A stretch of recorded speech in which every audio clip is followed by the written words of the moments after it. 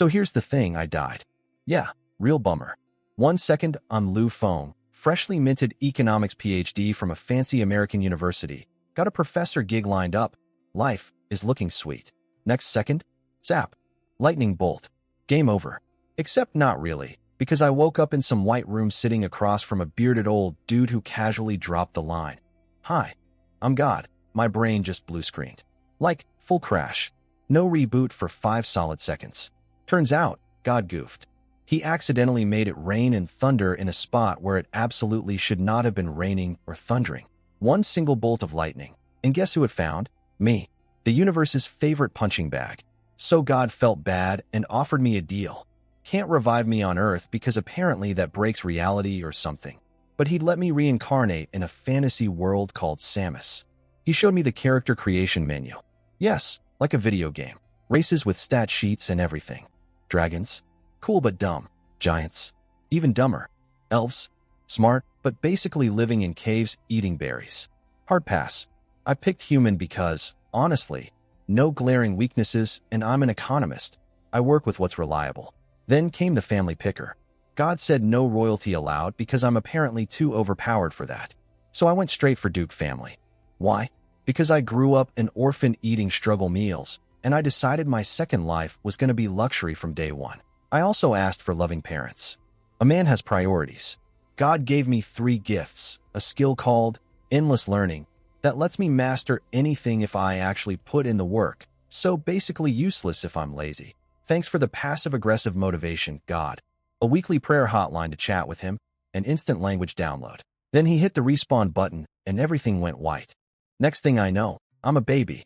A tiny, chubby, drooling baby named Arthas Blondfield, firstborn son of Duke Vicshire Blondfield. My mom Eli Vi is cooing over me calling me adorable. My dad is cracking jokes about how comfortable mom's arms are. The man has zero filter.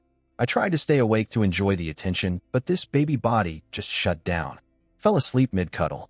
Embarrassing. Meanwhile, Dad marched out to the Great Hall and announced my birth like I was a national holiday. And honestly, I kind of was. The Blondfield family helped found this kingdom nearly 1,000 years ago. So Dad threw a 7-day party across the entire duchy. For a baby. For me. There's already talk of an even bigger bash when the foreign nobles show up for my 1-month celebration.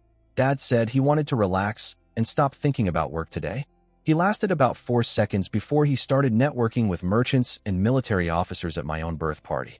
That's my dad. And this is my new life. Born rich, born loved, and born with a cheat code from God himself. Let's see how badly I can mess this up. So apparently my birth was kind of a big deal. Like, a really big deal. Let me walk you through the chaos I caused while doing absolutely nothing but sleeping and drooling. First up, my mom's side of the family. My grandpa, Mike Reisman, is the Western Marshal of the entire kingdom. Basically the top military dog for the whole Western Front.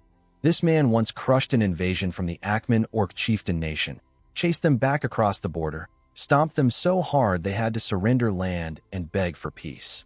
A certified legend. A war hero. And this legendary warrior abandoned his post the second he heard I was born. Saddle my horse.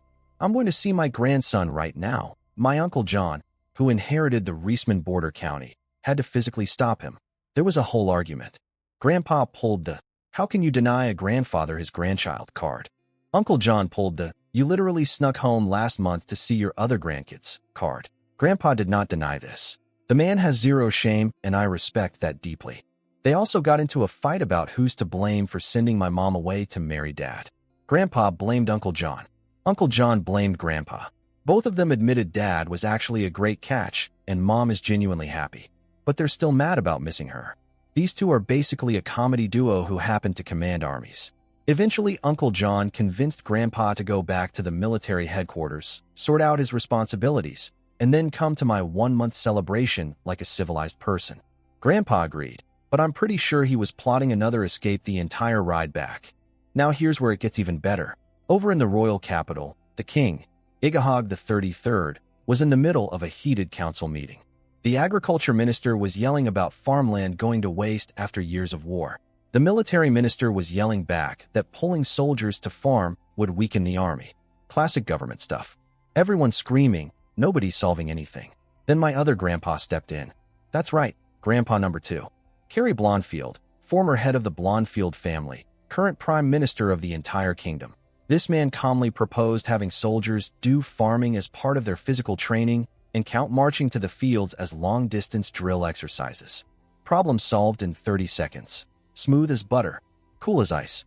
This unshakable, legendary politician who handles national crises without breaking a sweat, he completely fell apart when a messenger walked in and announced my birth. The entire court went silent. Then they heard a sound, splat. Grandpa Carey had dropped every single document he was holding. Papers everywhere. And when he bent down to pick them up, he kept dropping more. One hand picking up, the other hand fumbling. The most powerful bureaucrat in the kingdom turned into a nervous wreck because his grandson was born. The king, who's also Grandpa Carey's best friend, by the way, just watched this disaster unfold, cleared his throat, and said, "I'm giving you 40 days off. Take the crown prince and go to the celebration." Grandpa Carey could barely choke out a thank you. And for the rest of that afternoon, the man famous for never making mistakes reportedly made more errors than he had in his entire 3-year career as prime minister combined. Meanwhile, the news spread everywhere. Allied kingdoms sent congratulations. Enemy nations started scheming. Political allies made plans. Political rivals sharpened their knives. The whole continent was reacting to my existence. And me? The center of this geopolitical earthquake? I was asleep in my mom's arms. Just absolutely knocked out. Drooling on expensive silk, probably. Living my best baby life without a single care in the world. Honestly, greatest start to a second life I could have asked for. 2 grandpas who'd burned down the world for me. A dad who throws week-long parties. And a mom whose hugs are so good they're basically a sleep spell. Being baby Arthas Blondfield rules. 7 hours into my glorious new life, I opened my eyes for the first time. And the first thing I saw was the most beautiful woman I'd ever seen in either of my lives. Golden hair, sleeping face like a painting, easily top 10 worldwide. Then my brain caught up. Dude, that's your MO, right? Cool. Switching from heart flutter to wholesome family feelings in 3, 2, 1. Okay, we're good. I just lay there watching her sleep, smiling like a little idiot. Peaceful moment. Beautiful start to a new, my stomach growled. Well, not growled exactly. More like my entire tiny body screamed, "Feed me," in baby language. I tried to be mature about it. I'm a grown man mentally. I can handle a little hunger. I'll just wait for mom to wake up or a maid to notice. I lasted about 4 minutes. Turns out, baby bodies have 0 willpower. The hunger hit, and my eyes started leaking on their own. Then came the whimpering. Then the full volume, no dignity, screaming, ugly cry. Me, a PhD graduate, bawling my eyes out because I was hungry. First time in either lifetime I've been literally cried from missing a meal. Mom woke up, picked me up, rocked me gently. "Oh, what's wrong, little darling?" A maid figured it out. "He's probably hungry, my lady." "Oh no, mommy will feed you right away." Great. Problem solved. Food is coming. I'm saved. And then mom started undressing. My brain did the math about half a second too late. I'm a baby. Babies eat from. Oh no. Before I could even process the situation, 2 hands lifted me up and my face was heading straight toward the feeding station. I watched in slow motion as my crying mouth, still wide open from all that screaming, approached the one place that only husbands and infants are authorized to access. I have no memory of what happened next. My brain performed an emergency shutdown to protect what was left of my dignity. All I know is that my mouth was doing something mechanical and rhythmic, and I was not mentally present for any of it. I checked out. Gone. Nobody home. When I finally rebooted, the meal was over and mom had moved on to playtime. And by playtime, I mean those peek-boo, tickle-tickle, coochie-coo games that every parent does with their baby. Mom was having the time of her life. Giggling, making silly faces, waving toys around. I'm 26 years old inside, but she looked so happy. So genuinely, radiantly happy playing with me. So I did what any loving son with a PhD would do. I waved my little sausage arms around and went, goo goo ga, like a trained circus baby. Oscar-worthy performance. 5 stars. Then came embarrassment number 3. I had to pee. Now here's the thing about being a baby with an adult brain. I knew I needed to go. Normal babies? They just let it rip without a second thought. They don't even understand the concept of holding it. But me? I'm sitting here clenching muscles I didn't even know babies had, desperately trying to communicate. Bathroom, please. Through a mouth that can only produce HHHYGA. I'm flailing. I'm waving. I'm making every signal I can think of. Mom's watching me like it's the cutest thing she's ever seen. Oh, look at you wiggling around. So playful today. No, not playful. Bathroom. Toilet. Please, for the love of God. The pressure was building. The dam was cracking. I started crying again because that's literally the only communication tool this stupid baby body has. Mom panicked. She didn't know why I was crying. The maid didn't know either. 1 minute I was playing, the next I was screaming. They stared at each other, completely baffled. Then Mom picked me up and started rocking me. The rocking made it worse. Now it wasn't going to be a bed situation anymore. It was going to be a MOM situation. I was going to go on my mother. The most beautiful woman in 2 worlds. The woman who gave me life. It happened. The dam broke. I have never felt such a complicated mix of emotions. Relief, because oh my God, the pressure was finally gone. Shame, because I just peed all over my mother's expensive clothes. Horror, because I'm a grown man who just, and Mom? She laughed. Oh, that's why you were crying. You needed the bathroom. Oh my goodness, how clever. You tried to tell Mommy, but Mommy didn't understand. I'm so sorry, sweetie. She wasn't mad. She wasn't grossed out. She was proud of me for trying not to pee on her. The bar for achievement in baby life is underground. This went on for over a year, by the way. Every single day. The feeding, the games, the bathroom disasters. At some point I just stopped being embarrassed. You can only pee on your mom so many times before your pride simply evaporates. Being reborn is glamorous, they said. You'll have cheat skills, they said. Nobody warned me about this part. I woke up wet. Again. At this point my morning routine was open eyes, feel the swamp, cry for help, get cleaned up by professionals. Rinse and repeat. Literally. After a week of life, I got upgraded from Mom's bedroom to my own room. And when I say my own room, I mean a room so massive that my actual bed could fit 6 people comfortably. And it was still only 1/6 of the space. I had a fancy desk, a wardrobe, chairs, toys, the works. Duke lifestyle, baby. But did I sleep on that glorious king-sized bed? No. I slept in a tiny crib next to it while 2 trained nanny maids got to enjoy my luxurious mattress. The reason I got kicked out of Mom's room? Officially, Mom has no childcare experience and might not handle emergencies well. Unofficially, Mom and Dad have a nightlife. Yeah, I didn't need to hear that through the walls. Eviction was a mercy. Now, here's where things got interesting. Normal babies take 2 months to lift their heads. I did it in 1 week. Having an adult brain controlling a baby body is basically like having a cheat code for physical milestones. Mom was thrilled. She was running around telling everyone her genius baby could hold his head up already. But my real secret weapon? Language. See, moving your body as a baby is hard because baby muscles are garbage. But talking? That's mostly about your voice box and practice. Normal babies don't try to talk on purpose. They just accidentally make sounds until words happen. Me? I was running speech drills in my crib like a man preparing for a TED Talk. Every day, my pronunciation got a little clearer. I had a plan. A beautiful plan. Fast forward to day 25. Mom, Dad, and Dad's second wife Shia were having afternoon tea in the garden. Quick note on Shia. She's pregnant, pretty, has short brown hair, and is the daughter of Viscount Tom Phillid, who's basically the deputy prime minister. Grandpa Carrie and Tom are best buddies who planned this marriage together.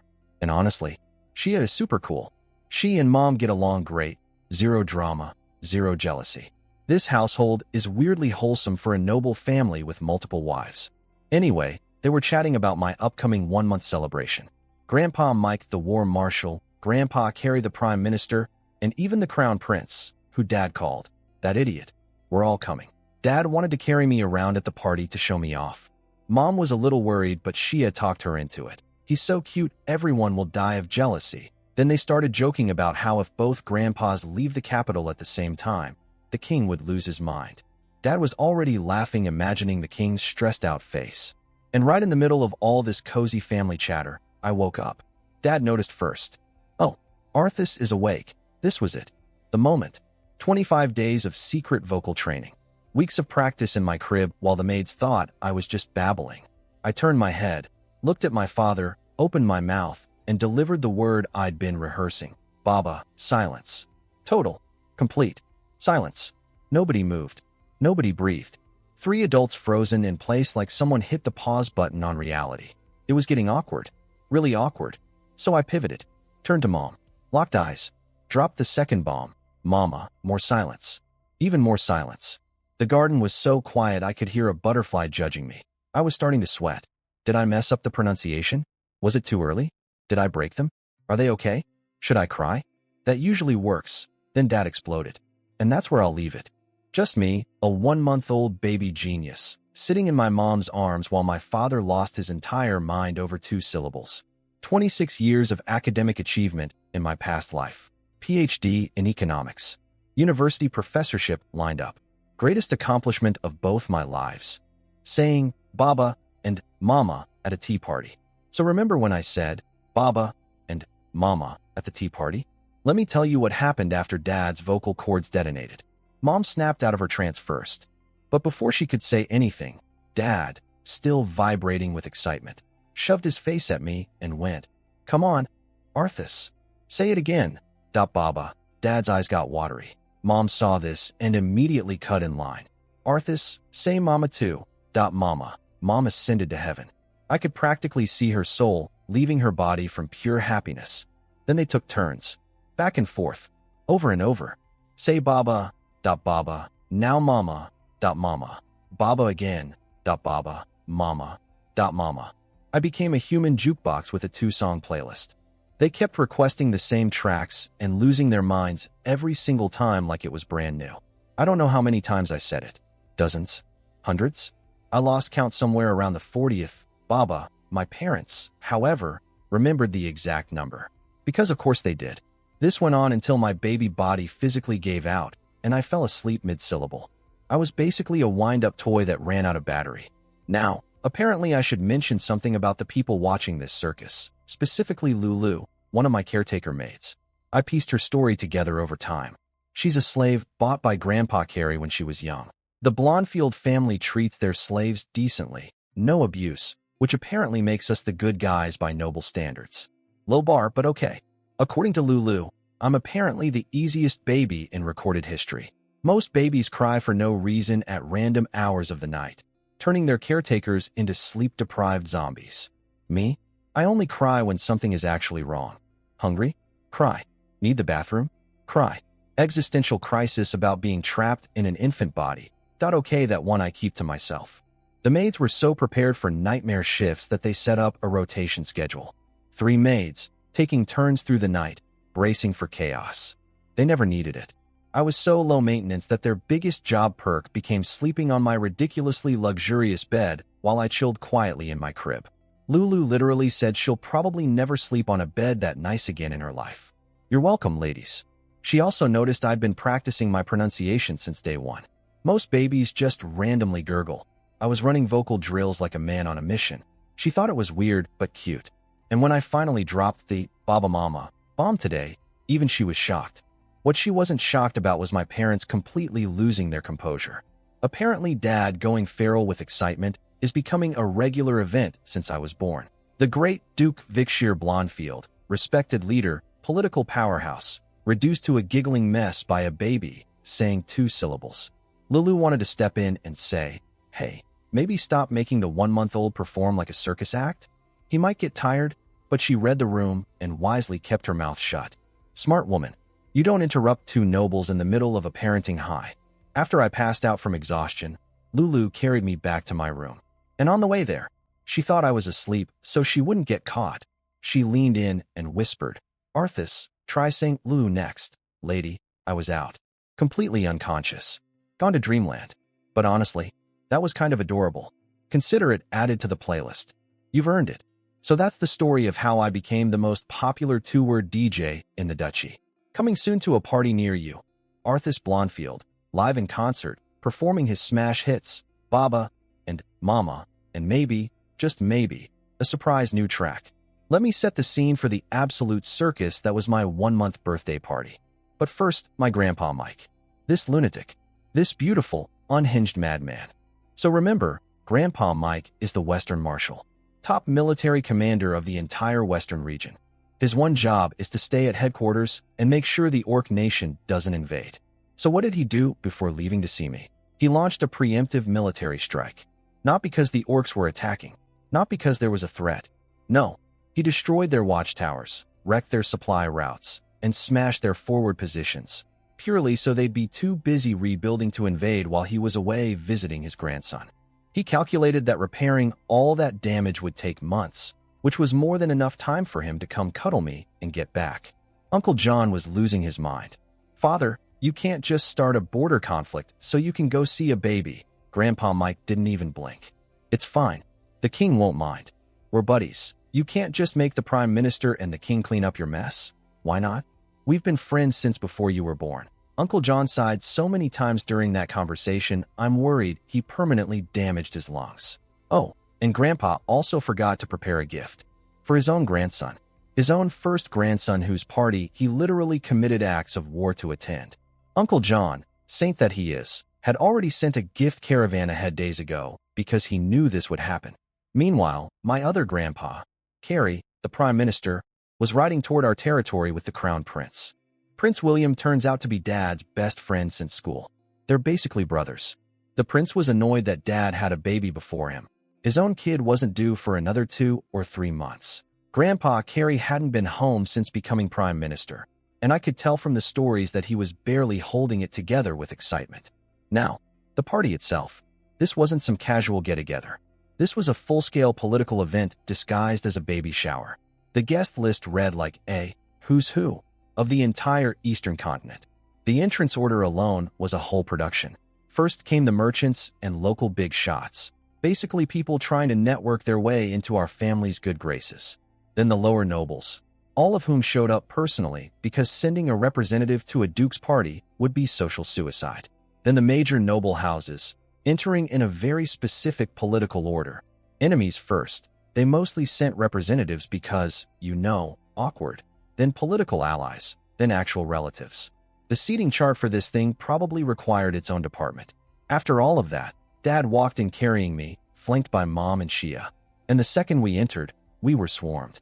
"Duke Vikshir, what a pleasure. I am, Lady Elivi. You look stunning as always. Lady Shia, congratulations on your..." Oh my, young Arthas is so... Just a wall of noble small talk hitting us from every direction. Dad handled it like a pro. Mom smiled gracefully. Shia was polite and charming. And me? I was a 1-month-old prop being passed around like a very expensive, very cute football. Then the grand finale entrances. The ambassador from the allied Brainer Kingdom, and Crown Prince William himself. Once everyone was seated, Dad stepped up and delivered his speech. "Welcome everyone to the celebration of my son, Arthas Blondfield. As you can see, this adorable little guy right here is my pride and joy. Your presence honors both me and Arthas. Please enjoy yourselves." Dad raised one hand to wave at the crowd while holding me with the other. And here's where I pulled off the greatest political move of my infant career. As Dad waved, I raised my tiny little baby hand and waved too. The crowd melted. I could feel the collective awe ripple through the hall like a shockwave. Hundreds of nobles, warriors, merchants, and diplomats, all reduced to puddles by one chubby arm wiggle. Was it calculated? Was it instinct? Was it my adult brain reading the room and executing a perfectly timed PR move? I'll never tell. All I know is that on this night, in front of the most powerful people in the kingdom, I, Arthas Blondfield, age 1 month, absolutely owned that room with a single wave. Eat your heart out, Crown Prince William. The real star of this kingdom just arrived. After the big fancy party ended, the inner circle gathered for a private after-party. About 10 people, my family, the grandpas, Uncle John, Prince William, and Shia's brother and his wife. The second the formalities dropped, both grandpas lost all dignity and rushed at me like 2 linebackers fighting over a football. "Arthas, I'm your grandpa. Let me hold you." Carrie stopped pushing. "Back off, Mike. You already have other grandkids. This is my first grandson. I have priority." 2 of the most powerful men in the kingdom, the Western Marshal and the Prime Minister, shoving each other like kids fighting over the last cookie. Mom thought this was hilarious and decided to pour gasoline on the fire. "Haha, Arthas is so popular." "So, Arthas, who do you want to hold you?" Both old men whipped their heads toward me with desperate puppy eyes. "Come to Grandpa Mike." "No, come to Grandpa Carrie, Mom." "Why? Why would you do this to me?" She probably thought I'm just a clueless baby who'd innocently reach for one side. But I'm a grown man inside this chubby body. I know exactly what happens when you pick favorites between two powerful old men. Wars have started over less. So I deployed my emergency escape move. Mama, I reached for Mom. Neutral territory. Switzerland strategy. Neither grandpa could complain because who's going to argue with a baby choosing his mother? Both grandpas went silent. Then Mom casually mentioned I learned to talk 5 days ago. Their competitive grief instantly transformed into competitive pride. My grandson is a genius. My grandson is a genius. Then immediately, say Grandpa Carrie. No, say Grandpa Mike first. Again with the choosing. I just solved this problem and you're creating it again. Being a diplomat at 1 month old is exhausting. Meanwhile, on the other side of the room, Dad was drinking expensive wine with Prince William and Uncle John. Turns out these three are old military buddies. They served together when they were young and apparently once snuck behind enemy lines and destroyed an orc watchtower, just the three of them. Absolute maniacs. They were also reminiscing about how Dad somehow stole both of the army's prettiest women. Mom and Shia were apparently famous beauties during military service, and Dad snagged them both. William and John were still salty about it years later. How did you manage to get both of them? Dad just smirked. Legend. Then the conversation took a turn that I, a 1-month-old baby minding his own business, was not prepared for. By the way, Vic, William said casually, Arthur's got 45 marriage proposals tonight. 45. I am 1 month old. I haven't even figured out how to control my bladder yet, and 45 families want me to marry their daughters. 31 of those weren't even for primary wife. They were offering their daughters as secondary wives. My dating pool is already deeper than anything I had in my entire previous life. The irony is painful. Dad seemed mostly amused. Was I this popular when I was born? I need to ask my old man if he rejected any beauties on my behalf. William explained why. The Blondfield Duchy is basically a country within a country. Our territory alone produces 20% of the entire kingdom's tax revenue. We border the elven kingdom of Kylal, and we trade them food for magical items, which is apparently a goldmine deal because our land is super fertile and elves can't farm to save their immortal lives. Everyone wants a piece of this. Then William dropped the real bomb. Hey Vic, if one of my 3 pregnant wives has a daughter, want to set up a marriage arrangement with Arthas? Dad didn't even hesitate. A princess for my son? Done. But raise her right. I don't want some spoiled brat for Arthas's main wife. You raise your kid right. If he turns out to be some arrogant noble punk, I'm canceling it. Then Uncle John jumped in. What about my daughter? Jovier is only 2 years old. Perfect match. Dad agreed to that one too. The Reisman family produced Elivi, so Jovier should be great. And just like that, while I was across the room trying to avoid saying one grandpa's name before the others, these 3 clowns were casually arranging my love life over wine. I went to bed that night with 2 fiancés. Possibly 3, depending on whether Prince William's wives deliver girls. I'm 1 month old. 1 month. I haven't taken a single step. I can barely say 2 words, and I'm already engaged to a princess and my cousin. In my previous life, I died single. In this life, I've been alive for 30 days, and I'm practically building a harem. The universe has a 6th sense of humor. 6 months old. Half a year in this world, and here's what I've learned. Time works differently here. Months are 35 days long. Years are 420 days. My calendar is basically on steroids compared to Earth's. But let's cover the important news first. Prince William's wife had a baby girl, Celiris Igahog, which means my arranged marriage is now confirmed. I have an actual fiancée. She's 3 months old. I'm 6 months old. We're basically the world's youngest engaged couple. Our dads agreed to keep it unofficial until they can observe our personalities, which is royal code for, let's make sure neither kid turns out to be a brat before we commit. Also, Shia had her baby, a little girl named Dayala, my half-sister. Unlike me, she's acting like a completely normal baby, crying randomly, 0 signs of secret adult intelligence. Just vibes. Must be nice not carrying the burden of 2 lifetimes of consciousness. Oh, and the king is retiring. Yep, Grandpa Carrie's best friend decided that now that Prince William has a son and heir, it's time to pass the crown. Coronation is set for January 1st next year. William is about to become King Igahog the 34th. Dad has to attend, obviously, because when you're a duke, every royal event is mandatory. But honestly, none of that mattered to me right now. My personal mission was way more important, learning to move. My language skills were exploding.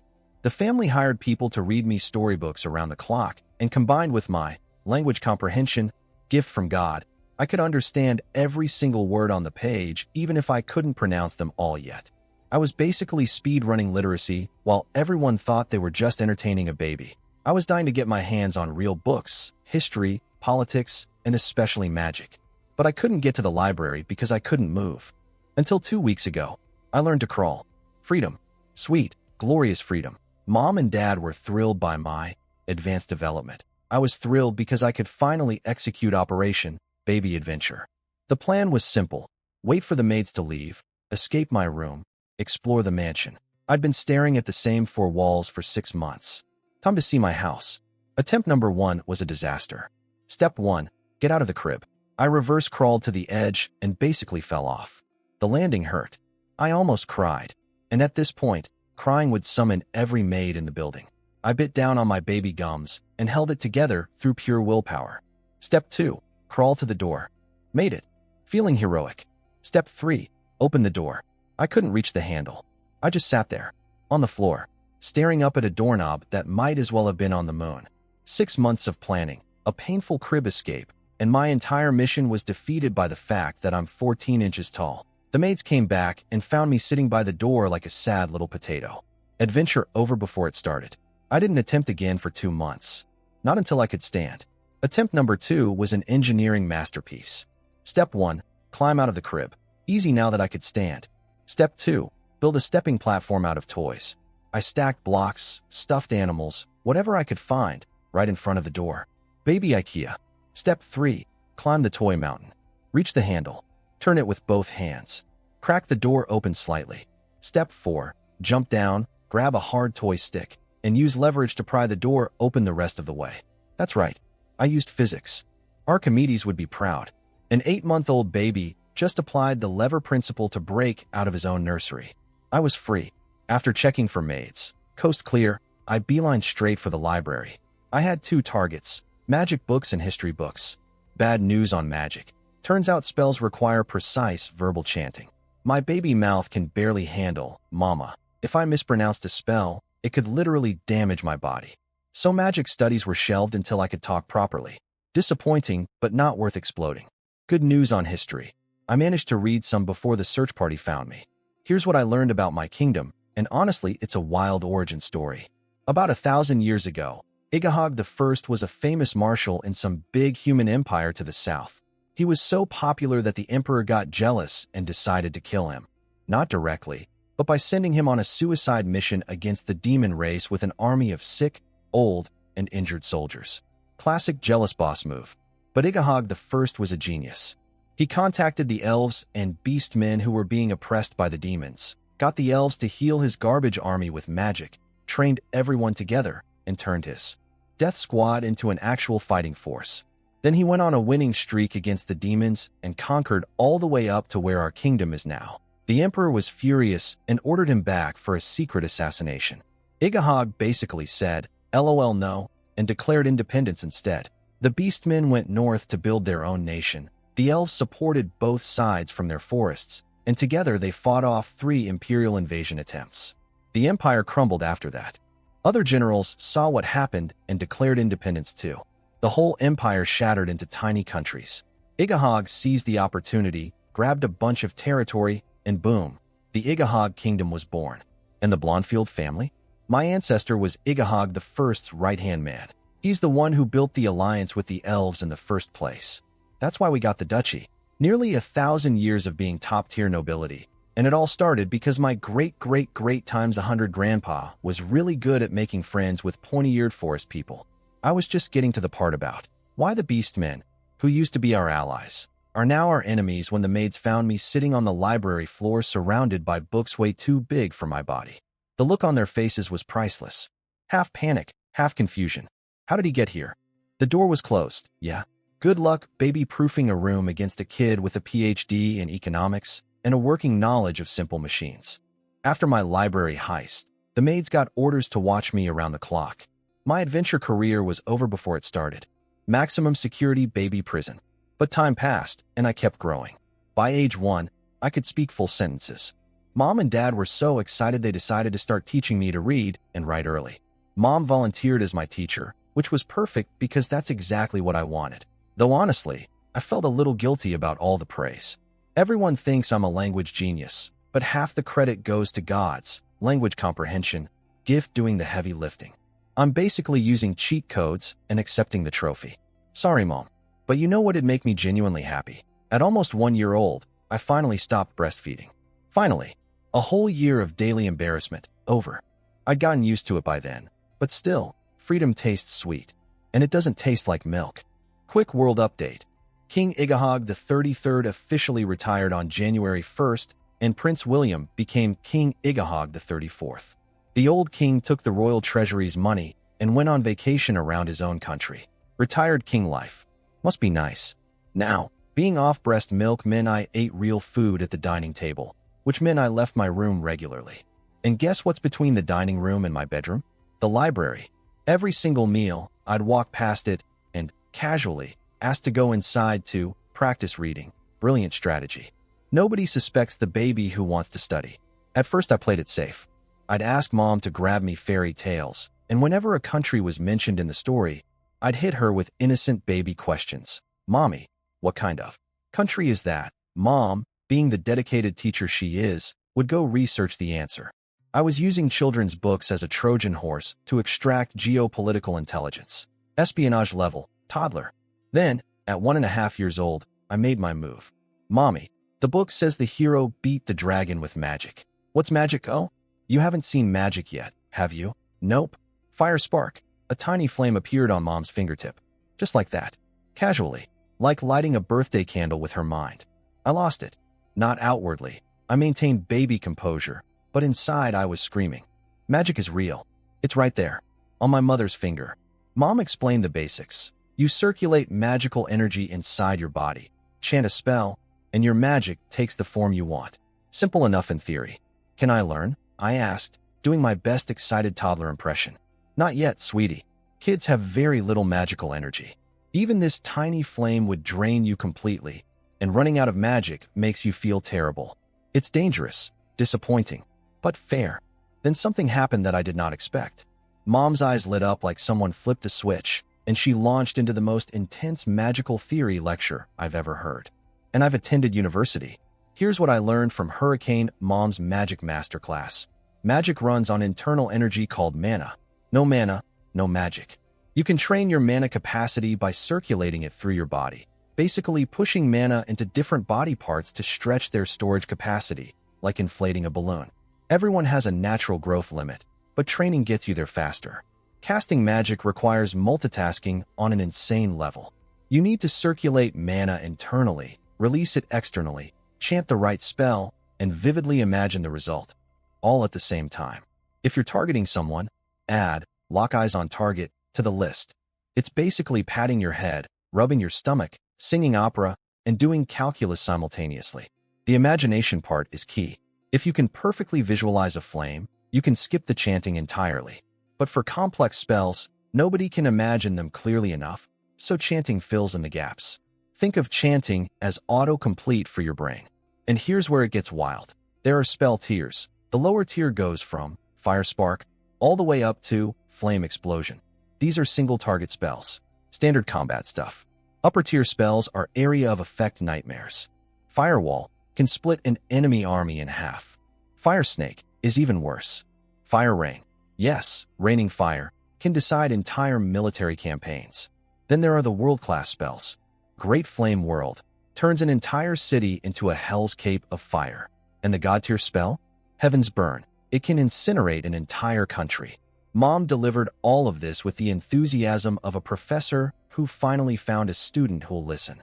She was glowing, gesturing wildly, going deeper and deeper into magical theory without stopping for air. Meanwhile, two maids were standing in the corner watching a grown woman passionately lecture a 1.5-year-old baby about weapons of mass destruction. Their faces were priceless. Eventually, Mom paused, noticed the maid staring, realized what she'd been doing, and cleared her throat. Ahem. Anyway, that's all very advanced. You don't need to remember everything. Just know that it exists. She tried to recover. Lasted about 5 seconds. But you can start training your mana circulation now. The earlier the better. Here's how it works. And she was OFF again. Another 20-minute deep dive. She only stopped when she looked down and remembered she was teaching magical energy techniques to someone who still sleeps in a crib. What I didn't know at the time, and wouldn't find out until later, is that my sweet, gentle, storybook-reading mother is actually one of the top-ranked combat mages in the entire Igahog Kingdom. A tactical-level caster with spirit-rank power. One of the strongest magic users in the nation. She wasn't just explaining magic theory. She was a grandmaster excitedly sharing her life's passion with the one person too young to run away. Mom, you beautiful, terrifying woman. You could burn down armies, and you're here making fire sparks on your fingertip for a baby. I don't deserve you, but I'm definitely starting those mana exercises tonight. So Mom taught me how to train magic, and I immediately dove in like a kid cannonballing into a pool. Except this pool was invisible, microscopic, and located somewhere inside my own body. Step 1. Feel the magic inside you. Sounds easy, right? Wrong. Imagine you dropped a single grain of sand somewhere inside your body, and now you have to find it using nothing but your brain.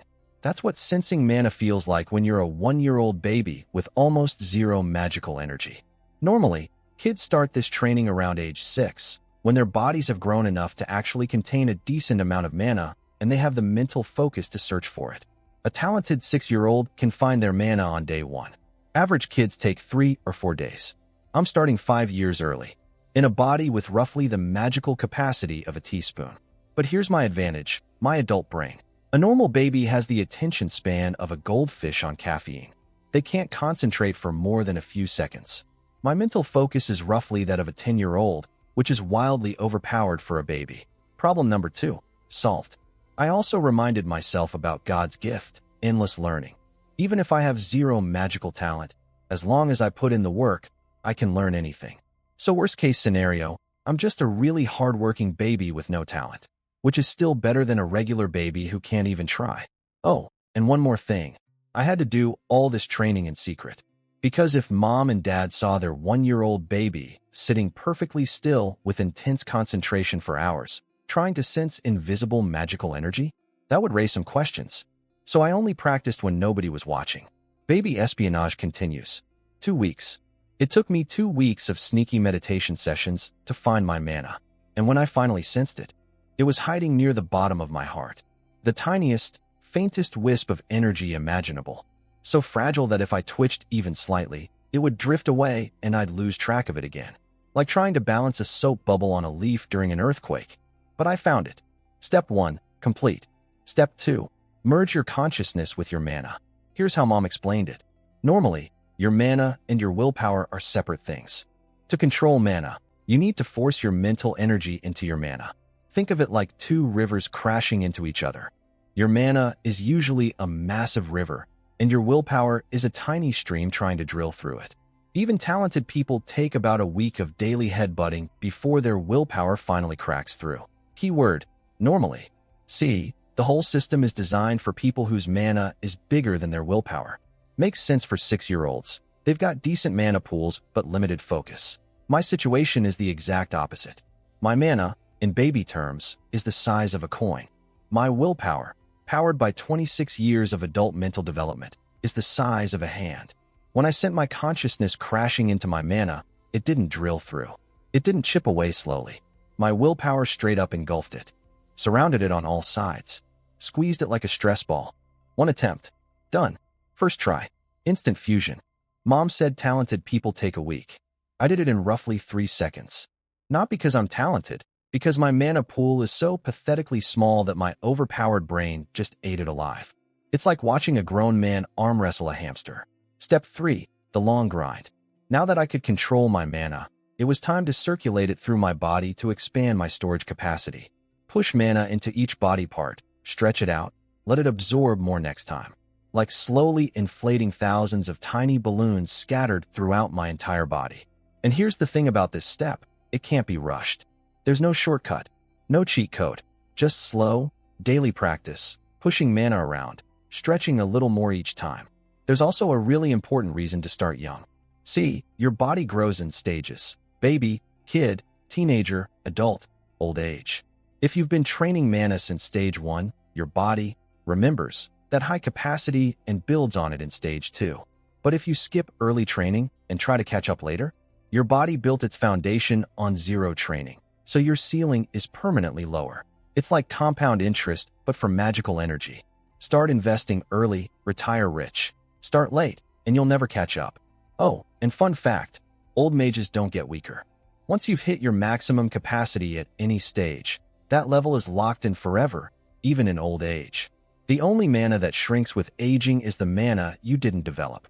So all those ancient wizard grandpas and storybooks with terrifying power, they just trained hard when they were young and kept everything they earned. This is exactly why me starting at age 1 is so insanely broken. I'm getting 5 extra years of compound magical growth that literally nobody else in this world has ever had. By the time I'm 6, when normal kids are just starting, I'll have been training for 5 years already. So yeah, my daily routine is now wake up, eat, practice reading with mom, secretly meditate on mana circulation when nobody's looking, eat again, practice more, sleep. Repeat forever. It's not glamorous. There's no lightning bolts or explosions. Just a baby sitting very still in his crib, eyes closed, quietly becoming a magical powerhouse one microscopic stretch at a time. But hey, every world-destroying archmage has to start somewhere. Most of them probably didn't start in diapers, though. So I found out later what was going on inside Mom's head after that legendary magic lecture, and honestly, it's the funniest thing that's happened in either of my lives. First, Mom was embarrassed. She realized she'd just spent hours passionately teaching advanced magical theory to a baby while 2 maids stood there watching like, "Ma'am, he's one." But then she started listing reasons why I definitely understood at least. Some of it, and her logic was hilarious. Evidence 1. I'm smart. She cited the Great Door Escape, when I stacked toys to reach the handle and used a lever to pry the door open. Normal babies can't do that. Fair point, Mom. Evidence 2. I can talk in sentences at 1 year old. Most babies my age are still struggling with, Mama. I was doing that at 1 month. Also fair. Evidence 3. My curiosity. She noticed I was always steering our fairy tale sessions toward real-world questions. What's a goblin? What's that country like? What's magic? And then she said something that made my blood run cold. I feel like Arthas was deliberately guiding me toward the magic lecture. How? Woman's intuition is terrifying. She literally figured out my entire strategy. The fairy tales as a cover, the innocent questions as breadcrumbs, the slow escalation toward magic knowledge. She saw through me. But then, and this is the part where I exhaled so hard I nearly blew out my own lungs. She thought about it for 2 seconds and went, "But he's only 1 year old. There's no way a baby could plan something like that." Saved by the sheer impossibility of my own existence. Nobody suspects the baby. Nobody suspects the baby. She also noticed I'd been spacing out more often since the lecture, which she correctly guessed meant I was practicing mana circulation. She called it a mother's sixth sense and got all emotional about our special bond. "Mom, it's not a spiritual connection. You're just observant, and I'm bad at hiding things. But sure, let's call it a bond. That's cute." Now here's where the story gets really good. Apparently, my magic questions didn't just teach me something. They woke something up inside Mom. Something that had been sleeping for over a year. Something dangerous. See, before she got pregnant with me, Mom was a full-blown magic research junkie. She lived for studying and practicing magic. But pregnancy meant she couldn't use magic for 10 months because, explosions and babies don't mix. Then after I was born, she was so busy being the world's most devoted mother that she just forgot about magic entirely. For over a year, one of the kingdom's top-ranked mages just stopped. Cold turkey. Like a retired rock star who put down the guitar to change diapers. Until I asked, "Mommy, what's magic?" That one question ripped the lid off a volcano. Suddenly Mom was burning with passion again. Her internal monologue went something like this, and I'm barely exaggerating. "I want to research magic. I want to use magic. I'm a spirit rank tactical mage. I'm one of the strongest casters in the entire kingdom. I'm a national military asset. If I don't use magic, I'll ROD." When I cast that tiny little fire spark for Arthas, it felt foreign to me. Foreign. That's how long it's been. And then she remembered something that truly sealed Dad's fate. Wait. When Vikshir married me, he promised to build me a magic research laboratory. He promised. It's been years. Where is my lab? Mom stormed off to find Dad with the energy of a woman who just realized her husband forgot a major promise. She demanded her research lab. Dad, sweating, admitted it wasn't finished. Now, they'd been married for years. There is no way a duke with unlimited resources couldn't finish a research lab in that time. Which means construction obviously stopped at some point and Dad just hoped she'd forget. She did not forget. Mom raised her hand and fired a high-level combat spell in Dad's general direction. She didn't hit him directly. She's a professional, but the blast wave alone left him dizzy and stumbling around like a drunk sailor. My sweet, gentle, storybook-reading mother just attacked my father with military-grade magic because he didn't finish her lab. Dad got the message. The research laboratory was completed in 2 weeks. A project that had stalled for years was suddenly done in 14 days. Amazing what a little spousal artillery fire can do for construction timelines. So to recap, I accidentally manipulated my mother into teaching me magic, which accidentally reignited her passion for magical research, which accidentally reminded her that Dad broke a promise, which led to Dad getting blasted across a room and panic building a laboratory in record time. All because a baby asked, "What's magic? I'm the most dangerous 1-year-old in this kingdom, and I haven't even cast a single spell yet."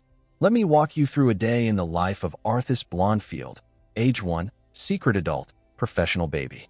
6:30 a.m., I'm awake, eyes closed. The maids are right there, so I can't just sit up and start meditating like a tiny monk. Instead, I pretend to be sleeping while secretly running mana circulation exercises. This is my morning gym session. Nobody knows. Nobody suspects.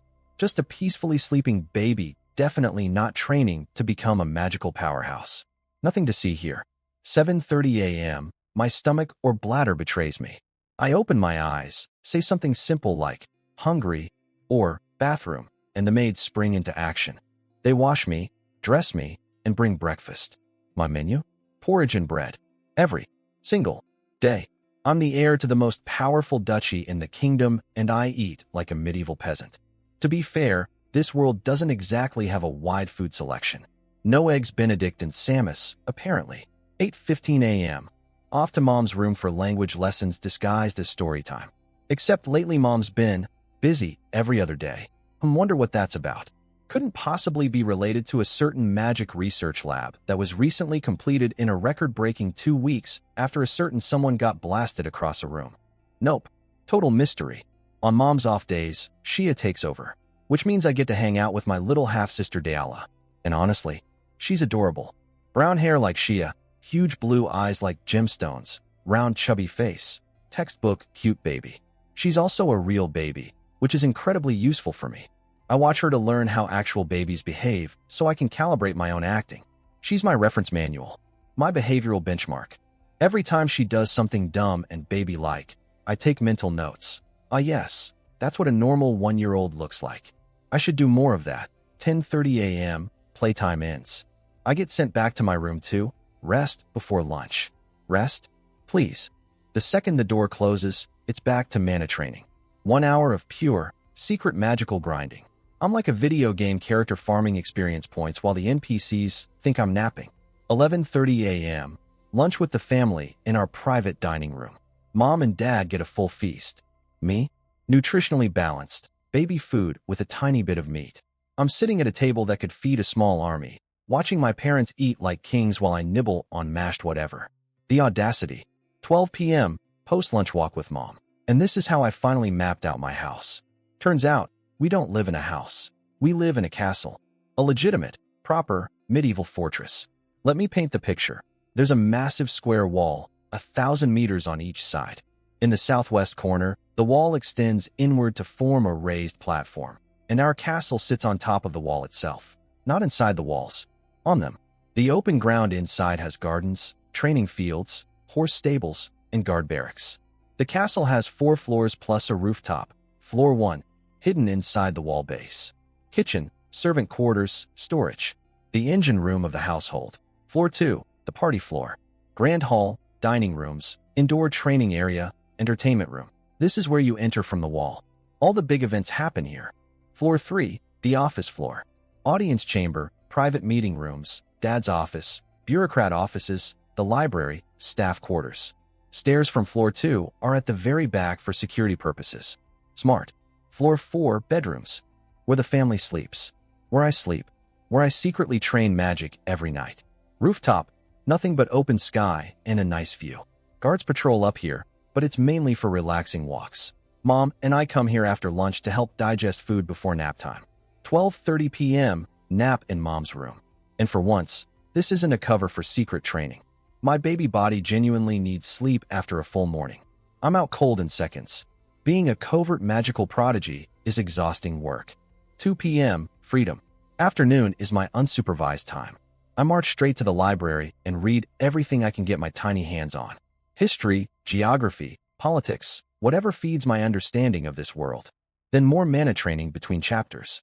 3:30 p.m., tea party in the garden with Mom, Shia, Dayala, and various noble ladies. This sounds boring, but it's actually my best intelligence source. These women gossip about everything. Whose dog died?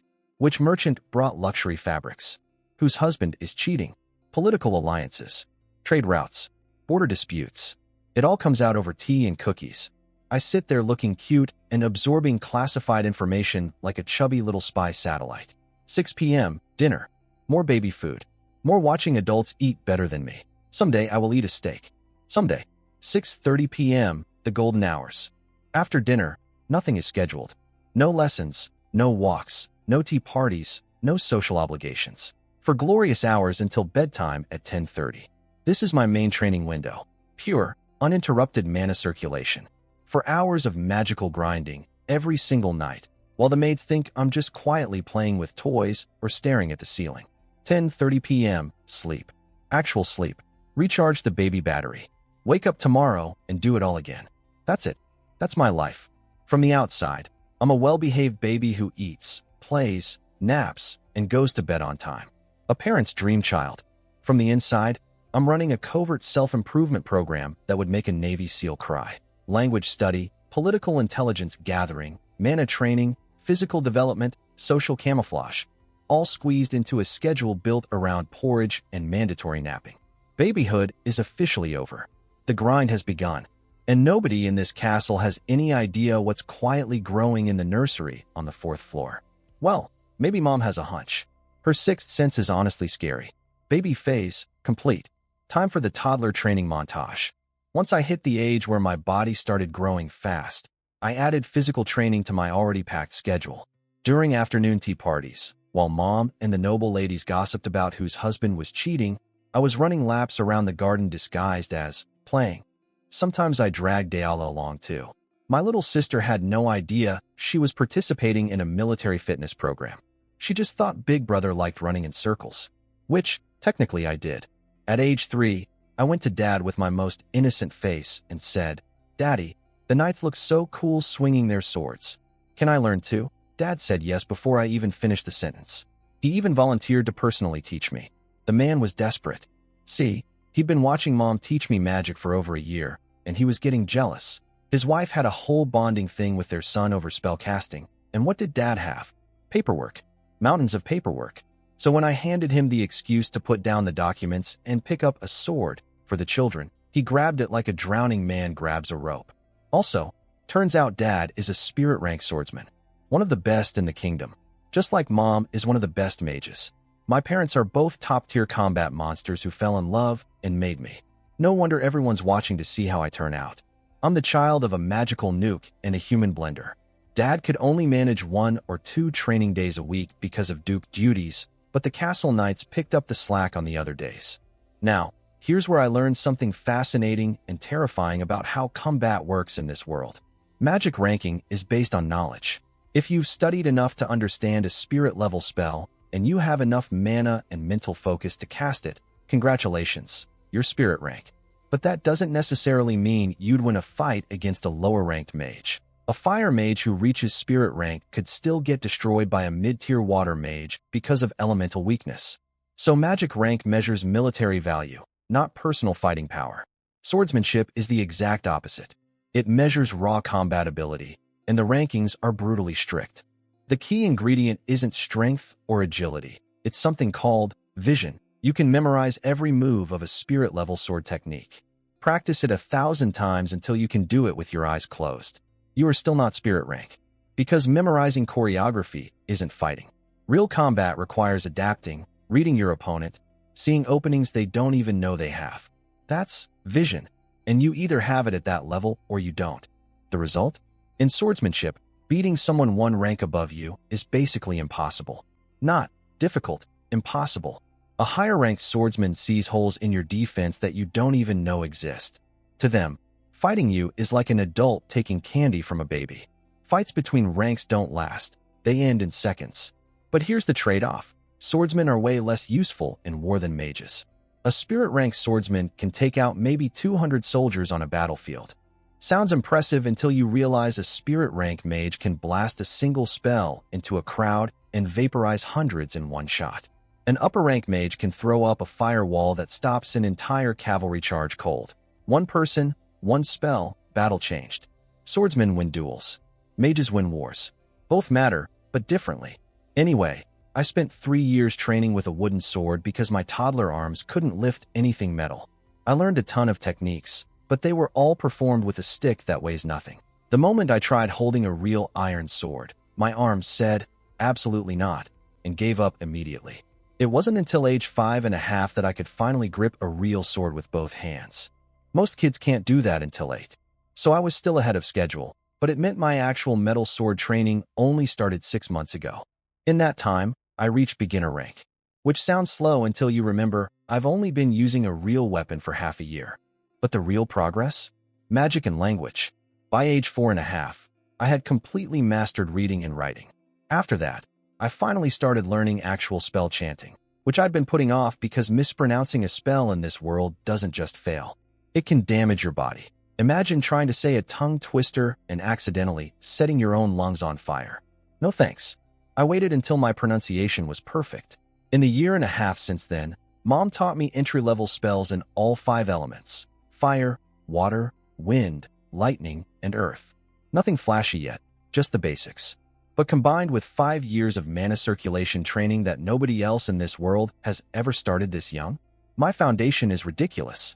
And through all of this, I never stopped my daily mana training. Every morning, eyes closed, pretending to sleep. Every break between activities. Every night for 4 hours before bed. 5 years of compound magical growth. 3 years of swordsmanship. Complete literacy in a fantasy language. An encyclopedic knowledge of geopolitics gathered from library raids and tea party gossip. Today is March 20th, year 999 of the Igahog Kingdom calendar. I'm 6 years old. Happy birthday to me. The grind never stops. Happy birthday to me. I'm 6, which in this world means I'm officially a child now, and it's time to start getting educated. Let me quickly explain the school system here, because it's actually pretty interesting. The kingdom runs 2 levels of public school, both optional. Elementary Academy for ages 10 to 13 covers reading, basic math, beginner magic, and beginner combat. Then High School Academy for ages 13 to 16 sorts you into specialized tracks based on your grades. Good at magic? Welcome to the Magic College. Prefer swords? Combat College. You can attend other colleges' classes too, but you must pass your main one. But nobles think public school isn't enough. So rich families hire private tutors starting at age 6 to give their kids a 4-year head start. Less wealthy families pool money together to create mini-schools.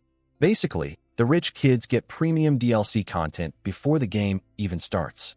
I already have a 5-year head start on the head start, but nobody needs to know that. Anyway, the birthday party. Dad introduced me. Then I stepped up and delivered my own speech to a room full of nobles, merchants, and military officers. Clear voice, perfect diction, confident posture. The crowd was visibly stunned that a 6-year-old just addressed them like a tiny senator. Little do they know this 6-year-old has given university presentations in his previous life. After the speech, reality hit. I was immediately forgotten. Dad became the main attraction for anyone wanting political connections. Mom and Shia got surrounded by noble ladies. Everyone wanted to talk to the adults. The actual birthday boy? Totally sidelined. People would acknowledge me when I walked by. Oh, young Lord Arthas. A pleasure. I'm so-and-so from such and such. But they clearly didn't think a 6-year-old would remember any of them. So after the polite 2-sentence exchange, they drift right back toward Dad. The irony is killing me. I'm mentally 30 years old. I want to talk politics and trade deals and military strategy. But everyone sees a small child, and gives me the head pat treatment. Meanwhile, my little sister Dayala, who is actually a normal kid, ran off into the crowd within 5 minutes to explore. At least she's having fun. I was getting bored out of my mind, so I headed to the balcony for some air. And there, leaning against the railing, were 3 kids my age. 1 boy, 2 girls. They were chatting casually when they spotted me. Immediately, all 3 snapped to attention, placed their right hands on their chests, and dropped to 1 knee. Full formal noble greeting. To a 6-year-old. On a balcony. I was not prepared for that. In my previous life, nobody bowed to me. Ever. The closest I got was a professor nodding at me in the hallway. I recovered quickly. Hey, no need for all that. This isn't a formal event. Just relax. Please stand up. They glanced at each other nervously, then stood. I introduced myself and told them to call me Arthas or Al. Then they introduced themselves. First, Komen Fried. A boy about my height with a brown buzz cut. Son of the Fried family, who are the sword training instructors for our ducal army. Third son. Seemed a bit stiff, but eager. Second, Isha Vincent. A girl half a head taller than me with a fiery red ponytail. Daughter of the Vincent family, our army's spear training instructors. Second daughter. She was the first one brave enough to actually talk normally. Third, Rhine Zach.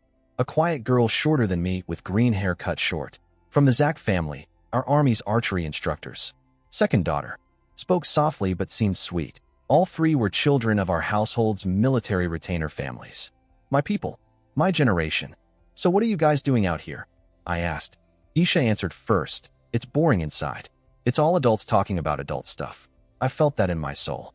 Except my version of the problem is the opposite of theirs. They can't understand adult conversation, and I can't get adults to have one with me. But boredom is boredom, and misery loves company.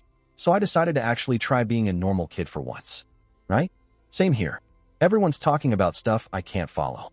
I've been wandering around alone this whole time. I lied. I understood every word in that ballroom. But I'm not about to tell 3 6-year-olds that I'm secretly a 30-year-old reincarnated economist. Komen lit up immediately. Yes, that's exactly it. Adults are always busy and we're always left alone, Ryan chimed in shyly. It's so lonely at home. Though it got better when Isha and Komen started visiting sometimes. Then Isha's eyes went wide. Wait. Arthas, you actually live in this castle? It's so big. And just like that, we were talking. Really talking. Kid stuff, sure, but it felt nice. I got Mom's permission, grabbed a servant escort, and gave them the grand tour of my castle home. They were amazed by everything. The rooftop view, the training grounds, the massive hall, the library. For the first time in this world, I had friends my own age. Sure, I'm mentally 30 and could probably out-debate their parents. Sure, I'm secretly training in forbidden baby magic and reading geopolitical texts at bedtime. Sure, the gap between us is roughly the width of the Grand Canyon. But they were fun. They were genuine. And after 6 years of having nobody to talk to except adults who treat me like a baby and a sister who is a baby, it felt really, really good to just hang out with kids and pretend to be one. Komen, Isha, Rhine, my first friends in this world. Acquired at my own birthday party. On a balcony. Because we were all bored. Best birthday present I could have asked for. So I found out later what was going on with those 3 kids before I walked onto that balcony. And honestly, it's comedy gold. Let me set the scene from their side. Isha, the redhead with the ponytail, was standing in the banquet hall when her dad pointed at me on stage and basically said, "See that kid up there giving a speech like a tiny politician? That's your future boss. You'll be serving him for the rest of your life. Isn't he impressive? No pressure, right?" Imagine being 6 years old and your dad tells you that the fancy kid on stage is your destiny. Isha immediately started feeling inadequate. She watched me deliver my speech, which, let's be honest, I did nail, and thought, he's so amazing. What if I'm not good enough to serve someone like that? Girl, I'm a fraud. I'm a 30-year-old man trapped in a child's body pretending to be impressive. You're fine. Then the food arrived and Isha forgot all about her existential crisis. Apparently our kitchen went absolutely insane for this party. She couldn't even name most of the dishes. She described the spread as less like food and more like art. The dessert table alone apparently broke her brain. She wanted to devour everything in sight, but her dad had given her strict orders. 1 plate only. Eat slowly. Maintain dignity. She ate 1 plate. Got full immediately because she's 6. then sat there tragically watching dishes she'd never tasted pass by, mourning the stomach capacity she didn't have. Rich people problems hitting a commoner kid in real time. After the food excitement wore off, Isha, Komen, and Ryan realized they were the only kids at this party.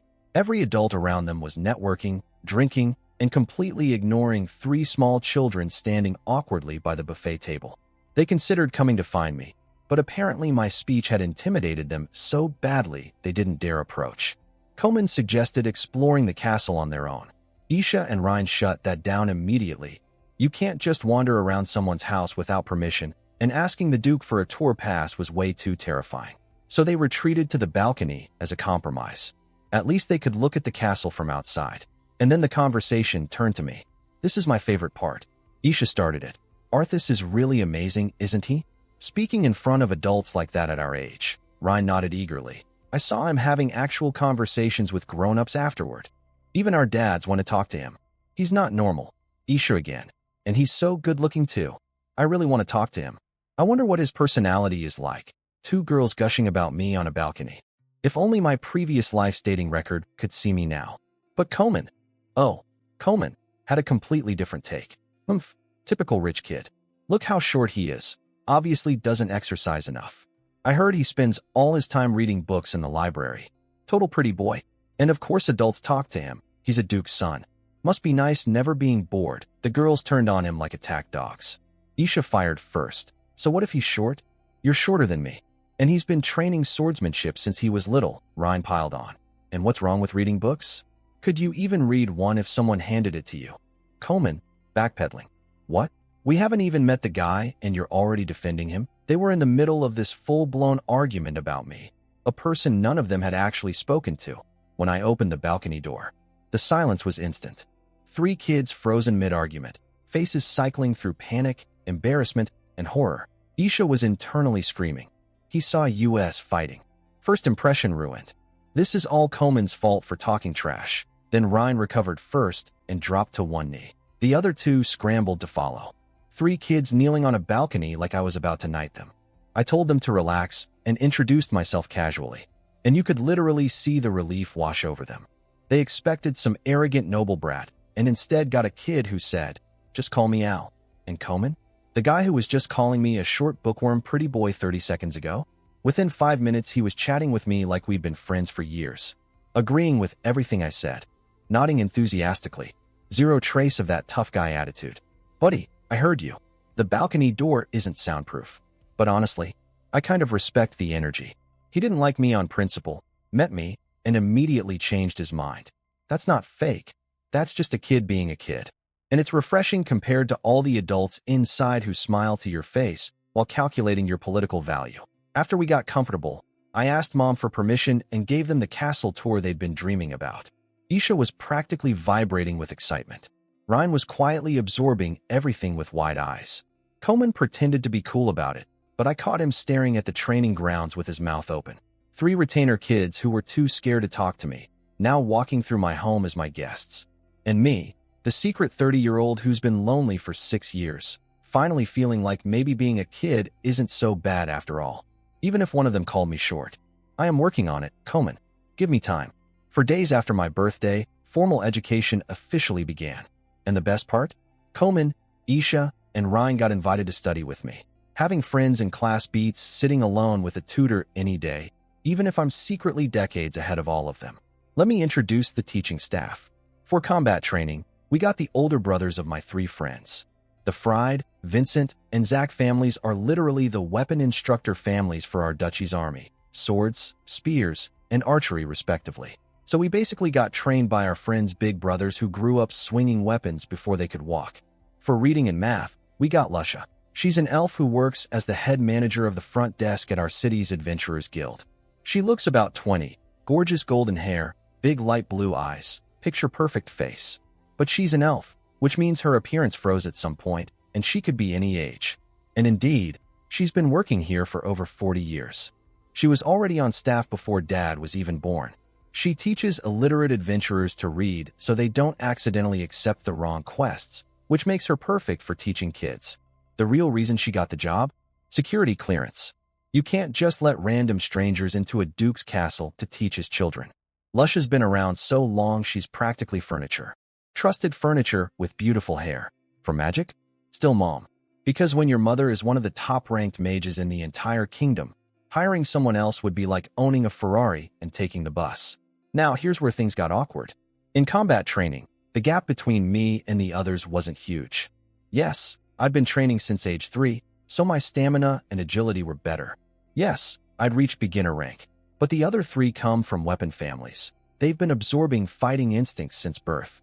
They weren't far behind. And here's the annoying part. Isha and Ryan were actually progressing faster than me and Komen because girls develop earlier at this age. Komen was also picking things up quicker than me in pure technique. And my big weakness? Zero real combat experience. I can swing a sword all day, but I've never fought anyone who was actually trying to hit me back. My vision, that critical combat awareness, was basically non-existent. So while I had a head start, they were catching up fast. Fair enough. Combat was competitive but balanced. Magic class? Completely different story. Those 3 hadn't even done basic mana circulation. They were starting from absolute zero. Meanwhile, I'd been secretly training mana since I was 1.5 and had been casting spells for over a year. The gap was so enormous that mom had to split the class. She'd teach the 3 beginners mana circulation first, give me review exercises on entry-level spells, then come back and teach me intermediate magic while they practiced on their own. It was like putting a college student and 3 kindergartners in the same math class. Which, coincidentally, brings me to the real problem. Reading in math class with Lusha. The other 3 had never studied reading before, so they started with the alphabet. Totally normal for 6-year-olds. Me? I'd been reading since I was 1. I'd already mastered essentially every written character in the language thanks to God's language comprehension cheat and years of library raids. Mom and Dad knew this. They hired Lusha mainly because they wanted someone to teach me math. But math? Oh, math. I have a PhD in economics. I survived China's college entrance exam. I conquered advanced calculus in university. I've done statistical modeling, econometric analysis, and financial derivatives math that would make grown adults cry.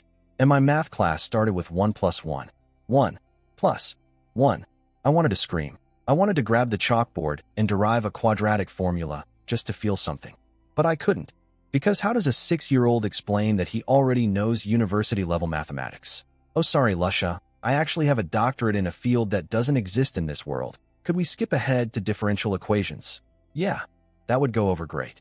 So I sat there, in class, learning that 2 plus 2 equals 4. While my soul slowly left my body, I started using math and reading class as secret mana training time. Eyes open, nodding along, looking like a studious little boy. Brain completely checked out, running mana circulation exercises. The ultimate multitask. Lusha probably thinks I'm an incredibly focused student. I'm actually just doing magical push-ups behind my eyeballs. On top of all these classes, I also had mandatory noble education. Etiquette, family history, political protocol, diplomatic customs. All the things a future duke needs to know. It ate up massive chunks of my schedule. The other kids went home after regular classes. I went to duke school for round 2. About 6 months into this routine, Dayala finally turned 6 and joined our study group. My little sister, who I'd been using as my How to Act Like a Real Kid reference manual, was now my classmate. She was behind in physical training, naturally. The other 3 grew up in combat families, and I'd been exercising since toddlerhood. But then something unexpected happened. Dayala showed ridiculous natural talent in both magic and swordsmanship. Not trained talent, raw talent. The kind that makes people's eyebrows shoot up. Apparently, the Blondfield bloodline doesn't mess around. Mom's a magical powerhouse, Dad's a sword demon, and their genes just hit the lottery in my baby sister. She might not have my 5-year head start, but she might not need one. Meanwhile, I'm over here grinding through basic addition and pretending I don't know what multiplication is. The struggle is real. So I found out later what everyone actually thought of me during this period, and let me tell you, living a double life is getting increasingly complicated. First up, Lusha, my reading and math teacher. This elf has been working in our territory for over 40 years, which means she was here before Dad was even born. She looks 20. Elves are ridiculous. Anyway, she figured out my secret within approximately 1 lesson. Not the reincarnation secret, but she noticed that every time she taught something new in math, I understood it instantly. Like, before she finished explaining. Her conclusion? This child is a mathematical genius with godlike talent. Ma'am, I have a PhD. I'm not a genius. I'm a fraud. But sure, let's go with genius. Sounds better on my report card. She also noticed I zone out during her classes constantly. But since she's busy teaching the other 4 kids basic alphabet stuff, she just, let me be, gave up on engaging me entirely. I'm sitting in class running mana circulation while she teaches 1 plus 1, and she's like, the prodigy is doing prodigy things. I won't bother him. Perfect. This is exactly the arrangement I wanted. Next, my little sister Diala's perspective. And honestly, this one hit me right in the feelings. Diala thinks I'm the best big brother in the world. In her eyes, I'm this incredibly kind, incredibly smart older sibling who always makes time to play with her, reads her stories when mom's busy, and can do amazing things like make fire appear on his fingertips. She was so inspired watching me practice magic that she begged mom to teach her too. But here's the sad part. She tried to find her mana at age 4 and couldn't. When she heard I'd done it at age 1.5, she didn't feel jealous. She just thought, Big brother is so cool. Diala, sweetie, I'm cheating. I have an adult brain and a divine blessing. You're the actually impressive one because you have genuine talent without any of my advantages. But I can't tell you that, so I'll just keep being the cool big brother. It's the least I can do. She was also really happy when I made friends with Koman's group, because through me, she got her first friends too. And when she finally joined our classes at 6, she found her mana on the first try. On top of that, she showed crazy natural talent in both magic and swordsmanship. The Blondefield genes are no joke. Now, Ryan's perspective. The quiet, green-haired archer girl. Her account of our daily school life is basically a documentary about how weird I am from an outsider's view. Morning classes with Lusha? Ryan says she and Koman were drowning. Letters, pronunciation, math, their heads were spinning. Isha handled it slightly better, but still struggled. Then they'd look over at me and realize we weren't even playing the same game. I'd understand new material the instant Lusha finished explaining, then spend the rest of class tutoring them. Ryan actually felt guilty about holding me back. Ryan, you're 6. You're supposed to struggle with reading. I'm the abnormal one here. During breaks, the 3 of them were initially terrified to exist in our castle. Their parents had loaded them with warnings. Don't be loud. Don't wander. Don't cause trouble for the Duke's family. So they'd just sit there during recess, barely breathing, trying to be invisible. I noticed immediately and dragged them to my room. Pulled out fancy snacks and expensive pastries, the kind they could only get as rare treats from high-end shops in town. In my room, unlimited supply, available 24/7. Their eyes went so wide. I started asking them to tell me about life in the city streets in exchange, and they happily obliged. Diala would join these sessions too, and we'd both listen intently because, fun fact, neither of us had ever left the castle. Everything they described about normal city life was brand new to us. 2 Duke's kids who've never been outside their own walls, learning about the real world from commoner kids over stolen pastries. There's probably a metaphor in there somewhere. Magic class with Mom was next, and Ryan was amazed at how patient and gentle Mom was despite being, the Duke's primary wife and one of the most powerful mages in the country. The 3 newcomers found their mana fairly quickly, within a few days, but merging consciousness with mana took them about a month. Mom told them that was average, which calmed them down. Then she casually mentioned I'd completed that step at age 1, and all 3 of them just stared at me in horror. I smiled innocently and said nothing. What was I supposed to say? Oh yeah, it was easy because my adult willpower is so much bigger than baby mana that I basically suffocated it into submission on the first try. Pass. Lunch was apparently terrifying for them. The whole Blondefield family eats together, and sitting at a table with the actual Duke, my dad, made them so nervous they couldn't even taste the food. Ryan described it as the peak of daily tension. They're eating gourmet meals in a Duke's private dining room, and they might as well be chewing cardboard from sheer anxiety. Meanwhile, I'm sitting there like, can someone pass the bread? Afternoon combat training was where they finally felt confident. Coming from weapon instructor families, they had natural advantages in fighting technique. But Ryan admitted she was surprised that I could keep up with all 3 of them despite not coming from a combat family. She called it genuinely shocking. Thanks, Ryan. That's 5 years of secret toddler exercise paying off. Then after training, the bath. Our castle has a massive luxury bathhouse with hot water running all day. I invited everyone to use it after sweaty training sessions because, hospitality. It became their favorite part of the daily routine.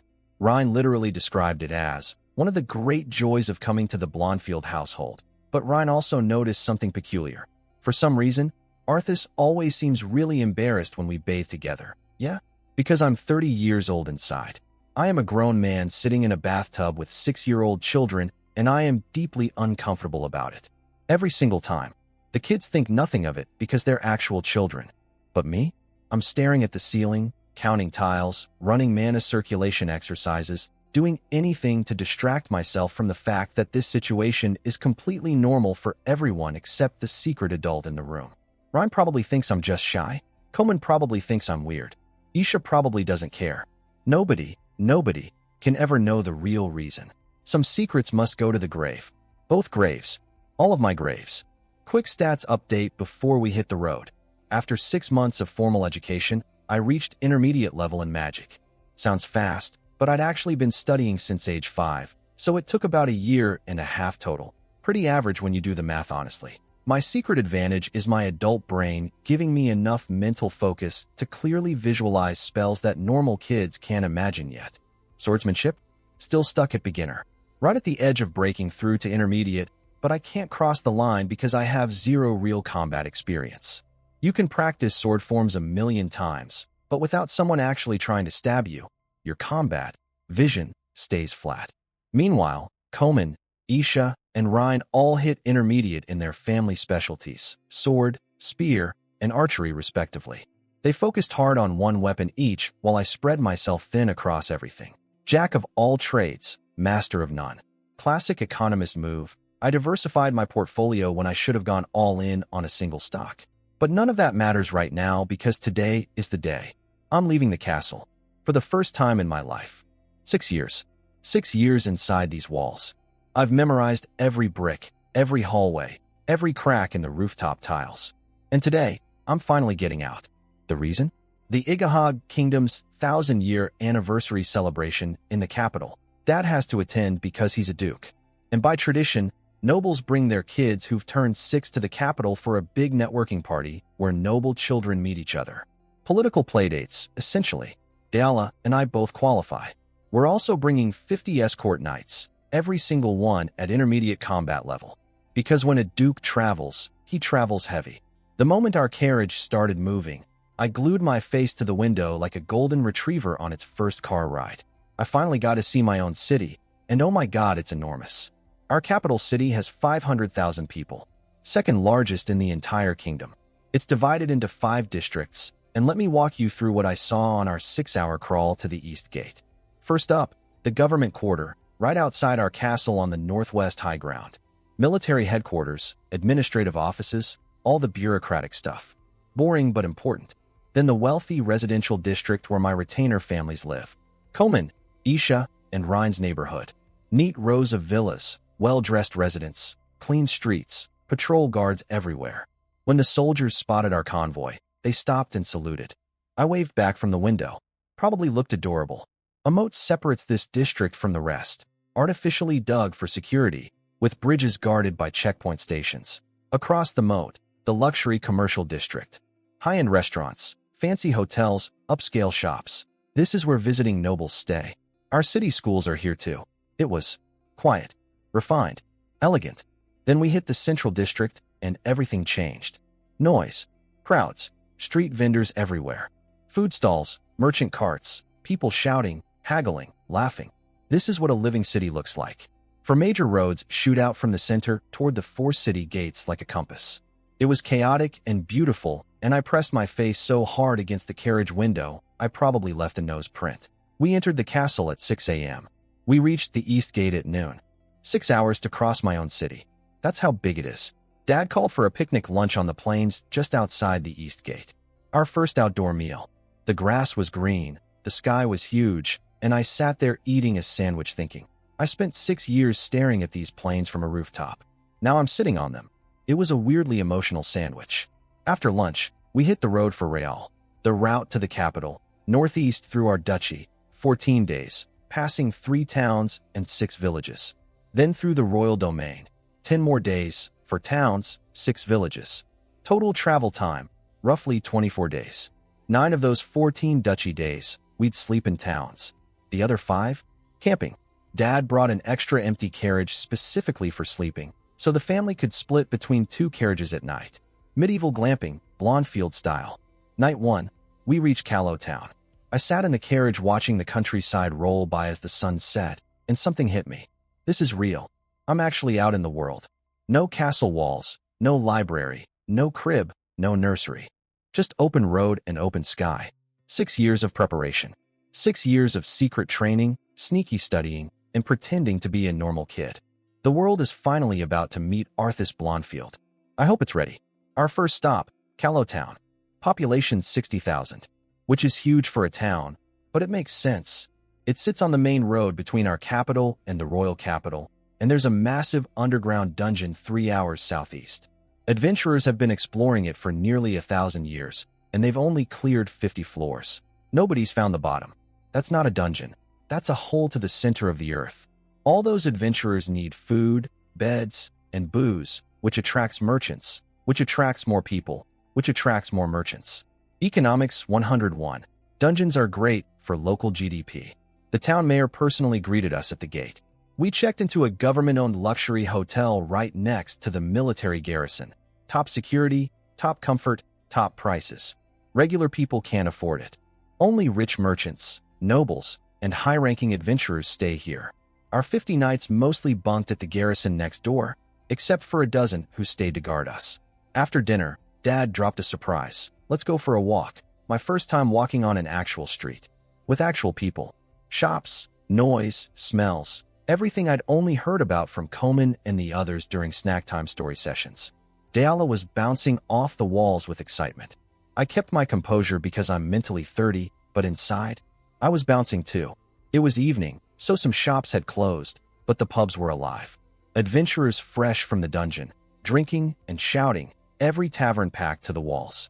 November was approaching, so there were no outdoor stalls, but the warmth and noise pouring out of every doorway made the whole street feel electric. Then my parents got nostalgic. Dad, remember when we were adventurers? It felt just like this. Mom, we explored that dungeon too. Our 5-person party made it to floor 50. Shia, speaking of which, I haven't used my spear in real combat for ages. Vic, spar with me later. Wait, Shia uses a spear? My sweet, gentle, pregnant at my birth stepmother is a spear fighter? Is everyone in this family a secret weapon of mass destruction? Following their wave of nostalgia, we ended up at the Adventurers Guild. Dad wanted to take a look for old times' sake. The guild was basically a restaurant bar job center hybrid.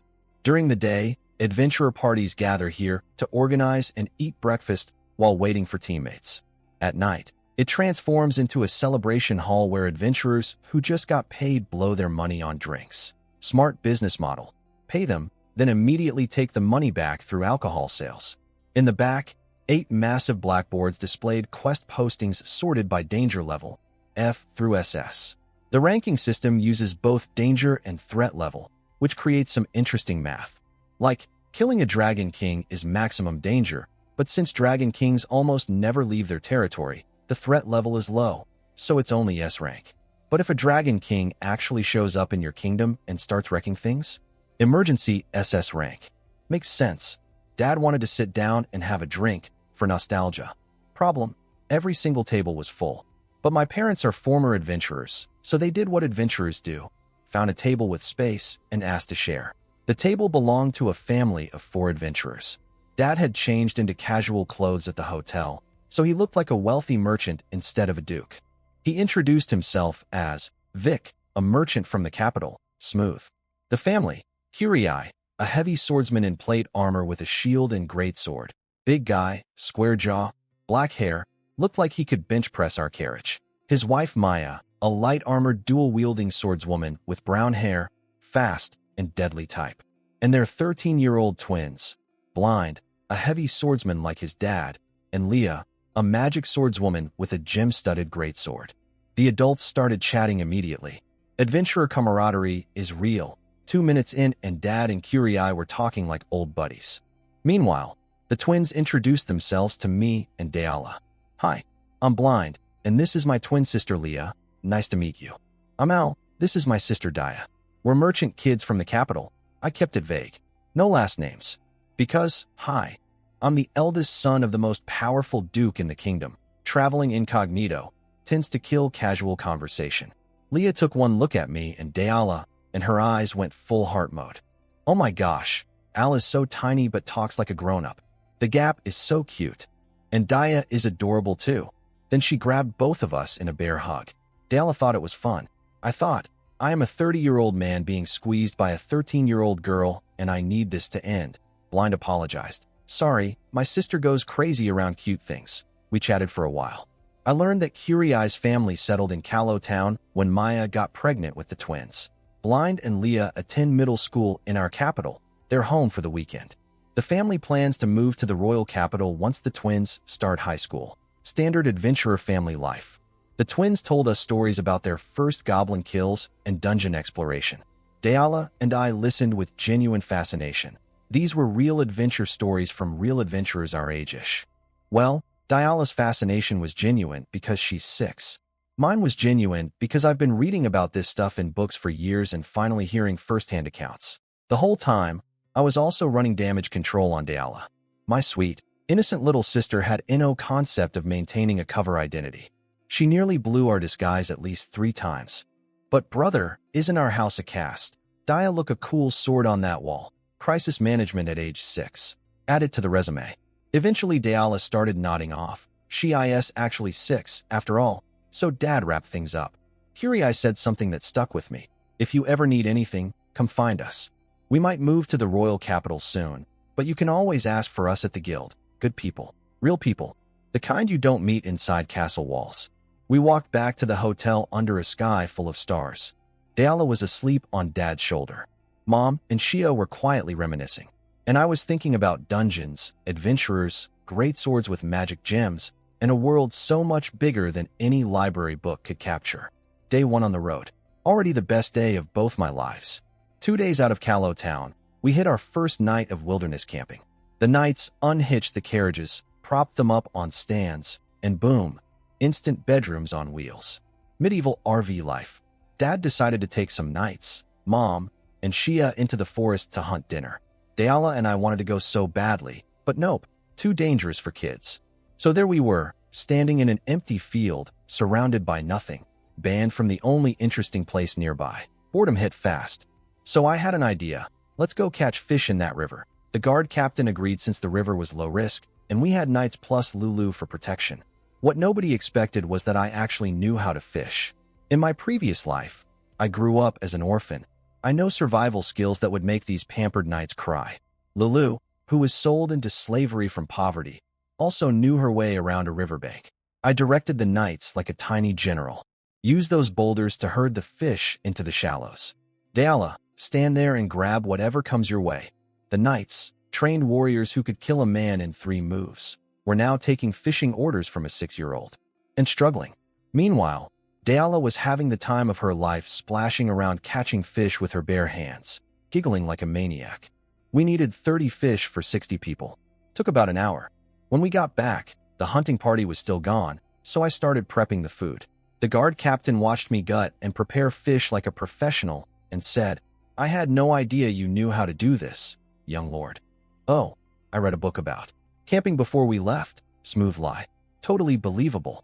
Until Mom came back with the hunting party. They'd bagged mountain chickens, rabbits, deer, and even some wolves, and the interrogation began. Mom, I didn't know you could fish, Arthas. Dayala, helpfully. Yeah, brother was really good at it. Me. I read a camping book in our library. Mom, tilting her head. That we have a camping book? Silence. My brain scrambled. We have thousands of books in that library. I have no idea if there's actually a camping book. I just assumed nobody would check. Dad saved me without even realizing it. Maybe one of our ancestors bought one? Who knows? Either way, reading is good. Look, it came in handy today. Shia piled on. Arthas lacks a bit of childlike innocence, but his love of reading is a huge strength. When I was his age, all I did was play. Crisis averted. Note to self, prepare better cover stories. Then everything changed in an instant. Dad and Shia both went rigid at the same time. Something's wrong. From the forest direction. I feel it too. Every night, snap to alert. Shields up, weapons drawn, defensive formation around the carriages. Mom cast a water magic scouting spell, a floating water orb that uses refraction to see hundreds of meters away. Like a magical security camera. I see them. Wolves. About 200. They're grouping up, probably attracted by our cooking and the blood from hunting. 200 wolves. My heart nearly stopped. 200 predators bearing down on us. We're in an open field. The kids, me and Dayala, are sitting right here. Then Dad just relaxed. Oh, just wolves. I was worried for a second. Just wolves? Just? Dad turned to us with his teaching voice. Listen up, kids. Wolves are dangerous for you. Even one could kill you at your level. But a single wolf is only about as strong as a beginner swordsman. Our knights are intermediate level. Each one can handle 4 or 5 wolves without getting scratched. We also have multiple high-level fighters. Shia and I are spirit rank. We could solo the whole pack with minor injuries. And your mother? She's a tactical level mage. She could wipe out every wolf without getting touched. Oh, so we're not in danger. The wolves are in danger. Then Dad dropped the real bombshell. Actually, this is a perfect opportunity. Arthas, you're fighting, excuse me? Knights, engage the pack, but leave gaps in the formation. Let a few wolves through for Arthas to practice on. Arthas, you'll also provide ranged magic support. Lulu, keep making dinner. Dad literally told Lulu to keep cooking while 200 wolves charged at us. That's the level of threat this represents to my family. A mild inconvenience during meal prep. The knights formed a defensive semicircle. The wolves emerged from the tree lean, a sea of gray fur and glowing eyes, and charged across the 200-meter gap. 170, 160, 140, 120. Fire, first volley of arrows. A dozen wolves dropped. Another dozen wounded. Second volley at 50 to 70 meters. 20 more fell. I joined in with an intermediate fire spell and got my first kill.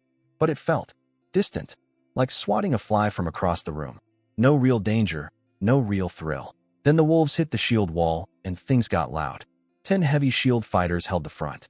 20 pikemen stabbed through the gaps. Greatsword knights mopped up anything that slipped through. It was organized carnage.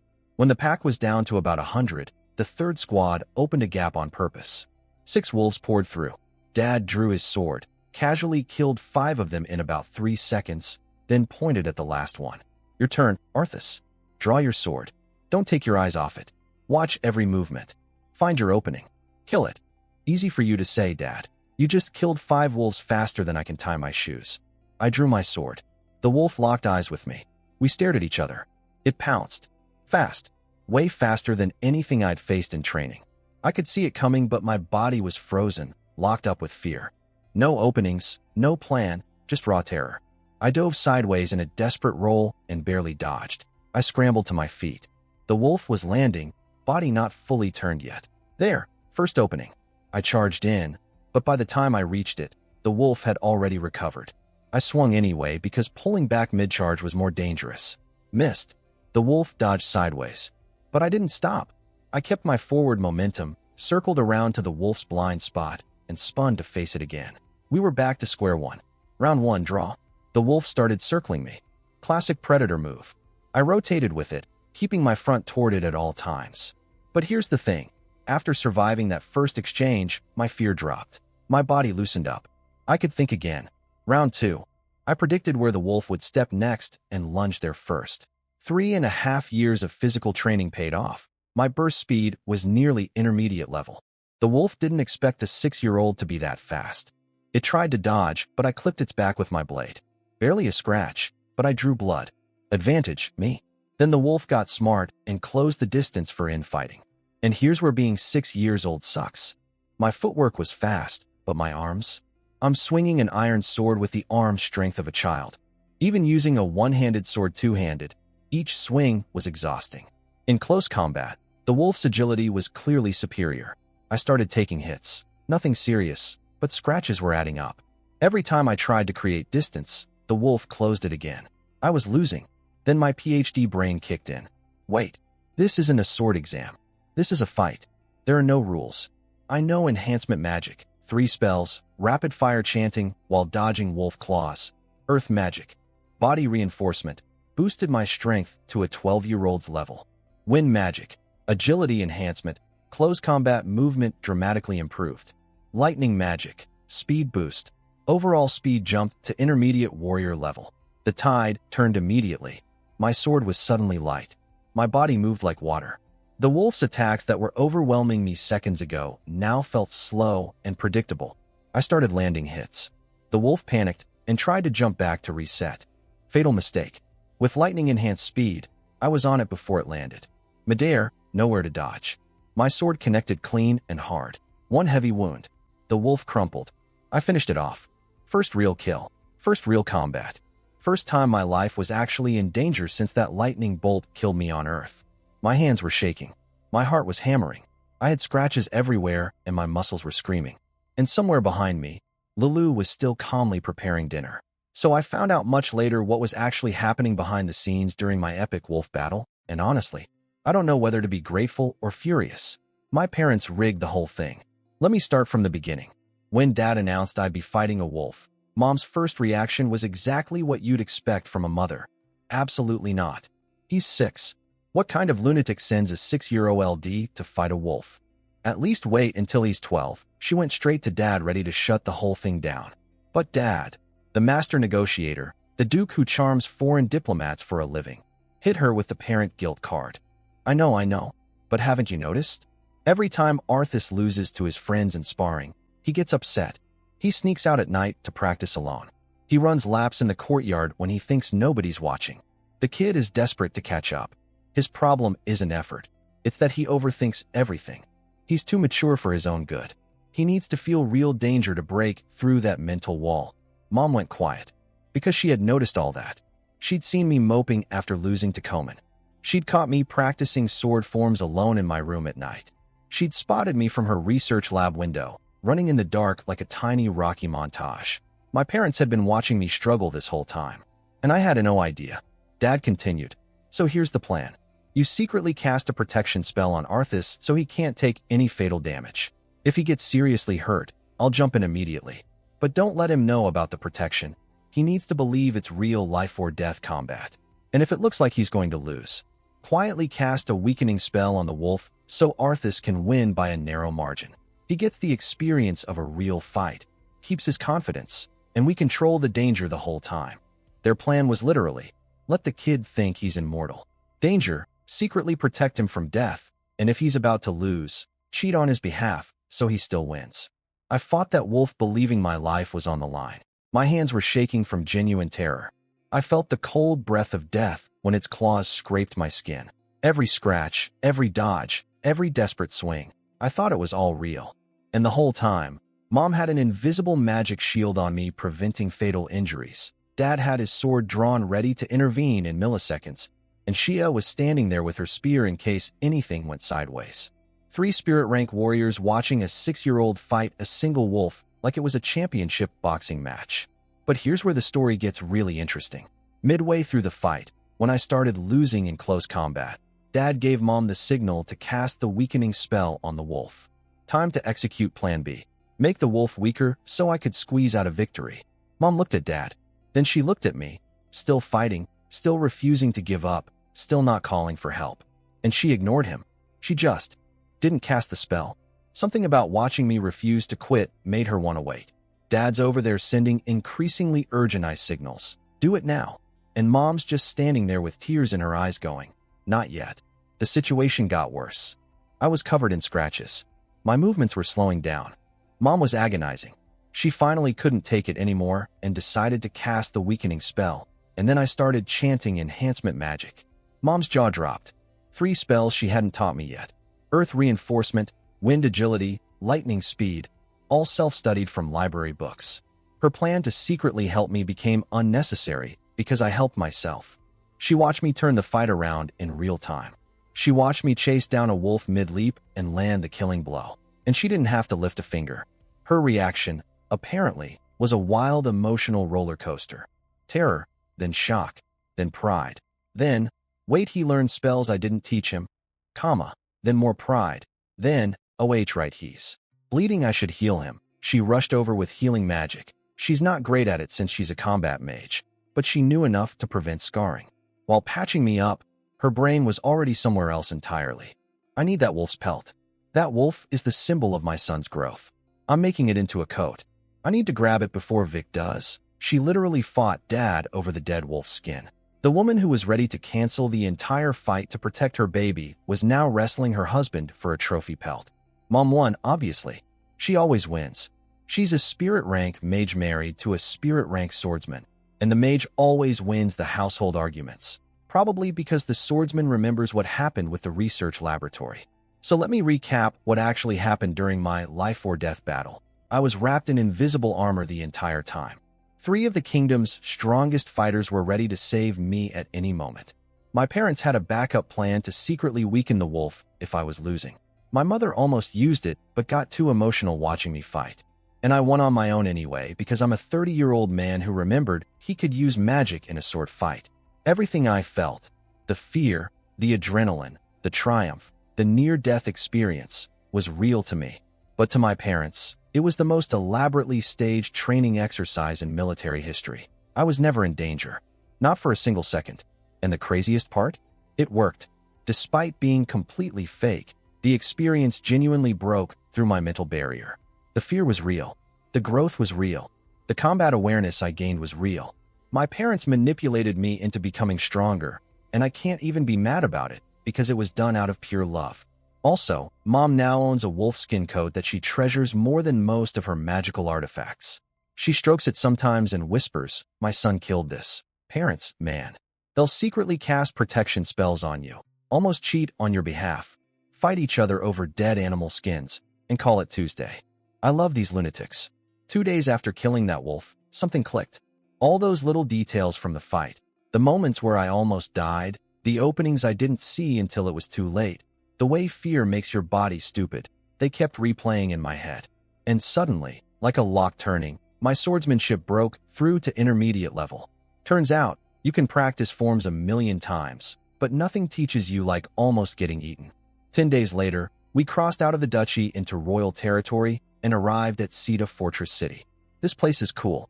Population 200,000, built centuries ago as a defense against orc invasions. When the kingdom eventually conquered the western territories, the fortress should have become obsolete. But because it sits on the main crossroads between the west and the capital, merchants kept coming, and it grew into a major trade hub. Now it houses 2 mixed military divisions and serves as the kingdom's western staging point for any military campaign. Also a grain supply depot. Basically the Swiss Army knife of cities, defense, commerce, logistics, all in one. But more importantly, this is where we're meeting the Reisman family. We pulled up to the government guest house, and there they were, waiting at the entrance. Uncle John, Mom's older brother, current border count, built like a slightly friendlier version of his war hero father. 2 wives standing beside him, and 2 kids. I zeroed in on the girl immediately, about 8 years old, brown hair and twin tails. Deep blue eyes, cute face that was clearly going to be devastating in a few years. My brain did the math instantly. At my 1-month celebration, Dad and Uncle John agreed to an engagement. The girl was 2 at the time. She'd be 8 now. This was Jovier Reisman, my fiancée. She was staring right back at me with curious, blinking eyes. The adults erupted into greetings. Mom and Uncle John hadn't seen each other in ages, and it was pure sibling energy. Hugging, teasing, John asking, "Is Vic treating you right?" And Dad going, "I would never." And John firing back, "You better not." Then came the formal introductions with the kids. "Hi, I'm Jovier, your big sister." She called herself my big sister. "We're engaged, but she thinks she's my babysitter." "And I'm Lockhart, your big brother." Lockhart was the boy, also about 8, clearly trying to look tough. Gave off strong, "I have something to prove" energy. Jovier immediately hit me with the most adorable bombshell of my life. "So, Arthas, my parents told me I'm your fiancé." I asked them what that means, and they said it's like how they are together. We'll get married and live together. And they said husbands protect their wives. But I'm older than you, so I'll protect you instead. I had nothing. Nothing. How do you explain mutual partnership to an 8-year-old who's already decided she's your bodyguard? I just said, thanks. Lockhart did not like this. What kind of man lets a girl protect him? You call yourself a man? Jovier spun on him. I'm your big sister too. I'll protect you as well. I don't need protection. I'm going to be a great marshal like Grandpa and protect the whole country and you, but you can't even beat me in a fight. That's not relevant right now. Then Dayala, Sweet innocent Dayala casually dropped a bomb. Well, Arthas killed a wolf by himself a few days ago. The adults overheard. Uncle John's eyebrows went up. Questions were asked. Dad explained the situation. And within approximately 30 seconds, Lockhart was pointing at me demanding a duel. Jovier was requesting a match. Dayala was volunteering to fight everyone. And the adults were nodding enthusiastically like this was completely normal family bonding. Nobody asked me if I wanted to fight. It was just decided. Military families, man. The results, without magic allowed. Me versus Lockhart, I lost. My swordsmanship just reached intermediate a few days ago, and I was still shaky. But I held on for a long time thanks to my real combat experience and adult brain. Lockhart was impressed despite winning. Me versus Jovier, I switched to spear to match her weapon. Lost faster this time because my spear skills were still at beginner peak. She was clean, efficient, and annoyingly good. Jovier versus Lockhart. Jovier won easily. Girls develop faster at this age, and she's just plain better right now. Dayala versus everyone. Lost every match. She's been training for 3 months. But honestly, she's already at beginner level in only 3 months, which Uncle John pointed out was the best natural talent among all 4 kids. After losing, Lockhart walked over to me with a much friendlier attitude. Amazing how beating someone makes you like them more. Hey, little brother. Your swordsmanship is actually pretty solid for your age. You'll catch up eventually. Yeah, thanks, but I wasn't really listening. I was staring at the spear in my hands. See, something was happening in my brain. During the fight with Jovier, I'd been watching her technique through my newly upgraded combat vision, the same vision I'd gained from the wolf fight. Swords and spears are different weapons, but the fundamentals of reading an opponent, spotting openings, understanding spacing, that's all the same. Vision. I'd broken through in swordsmanship, which raised my overall combat awareness. And now, watching a skilled spear user while holding a spear myself, those insights were connecting to my spear technique like puzzle pieces clicking into place. Everyone was talking around me. Dad was telling me to thank my opponents. I wasn't hearing any of it. I was deep in my own head, feeling something shift. Then it clicked. My eyes lit up. I grabbed the spear and ran to Jovier. Jovier, one more match. Please. She looked confused but agreed. We fought again. I lost again. But this time, instead of a quick defeat, I lasted just as long as I had against Lockhart. Because during that match, my spear technique broke through to intermediate level. 2 weapon breakthroughs in less than a week. Swordsmanship from the wolf fight. Spear from getting beaten by my own fiancée. The adults were stunned. Dad and Uncle John exchanged a look. Is he talented or not? He started training earlier than most kids, but reached intermediate later than the naturally gifted ones. But then he breaks through 2 weapons in rapid succession? What I asked this kid? Probably just years of hard work finally paying off all at once. You know, the whole stored-up potential thing. Sure, let's go with that. Anyway, let's celebrate. Uncle John was right. It was worth celebrating. I'd entered this trip as a beginner swordsman who'd never left his castle. In 10 days, I'd killed a wolf, reached intermediate in swordsmanship, met my fiancée, and reached intermediate in spear fighting.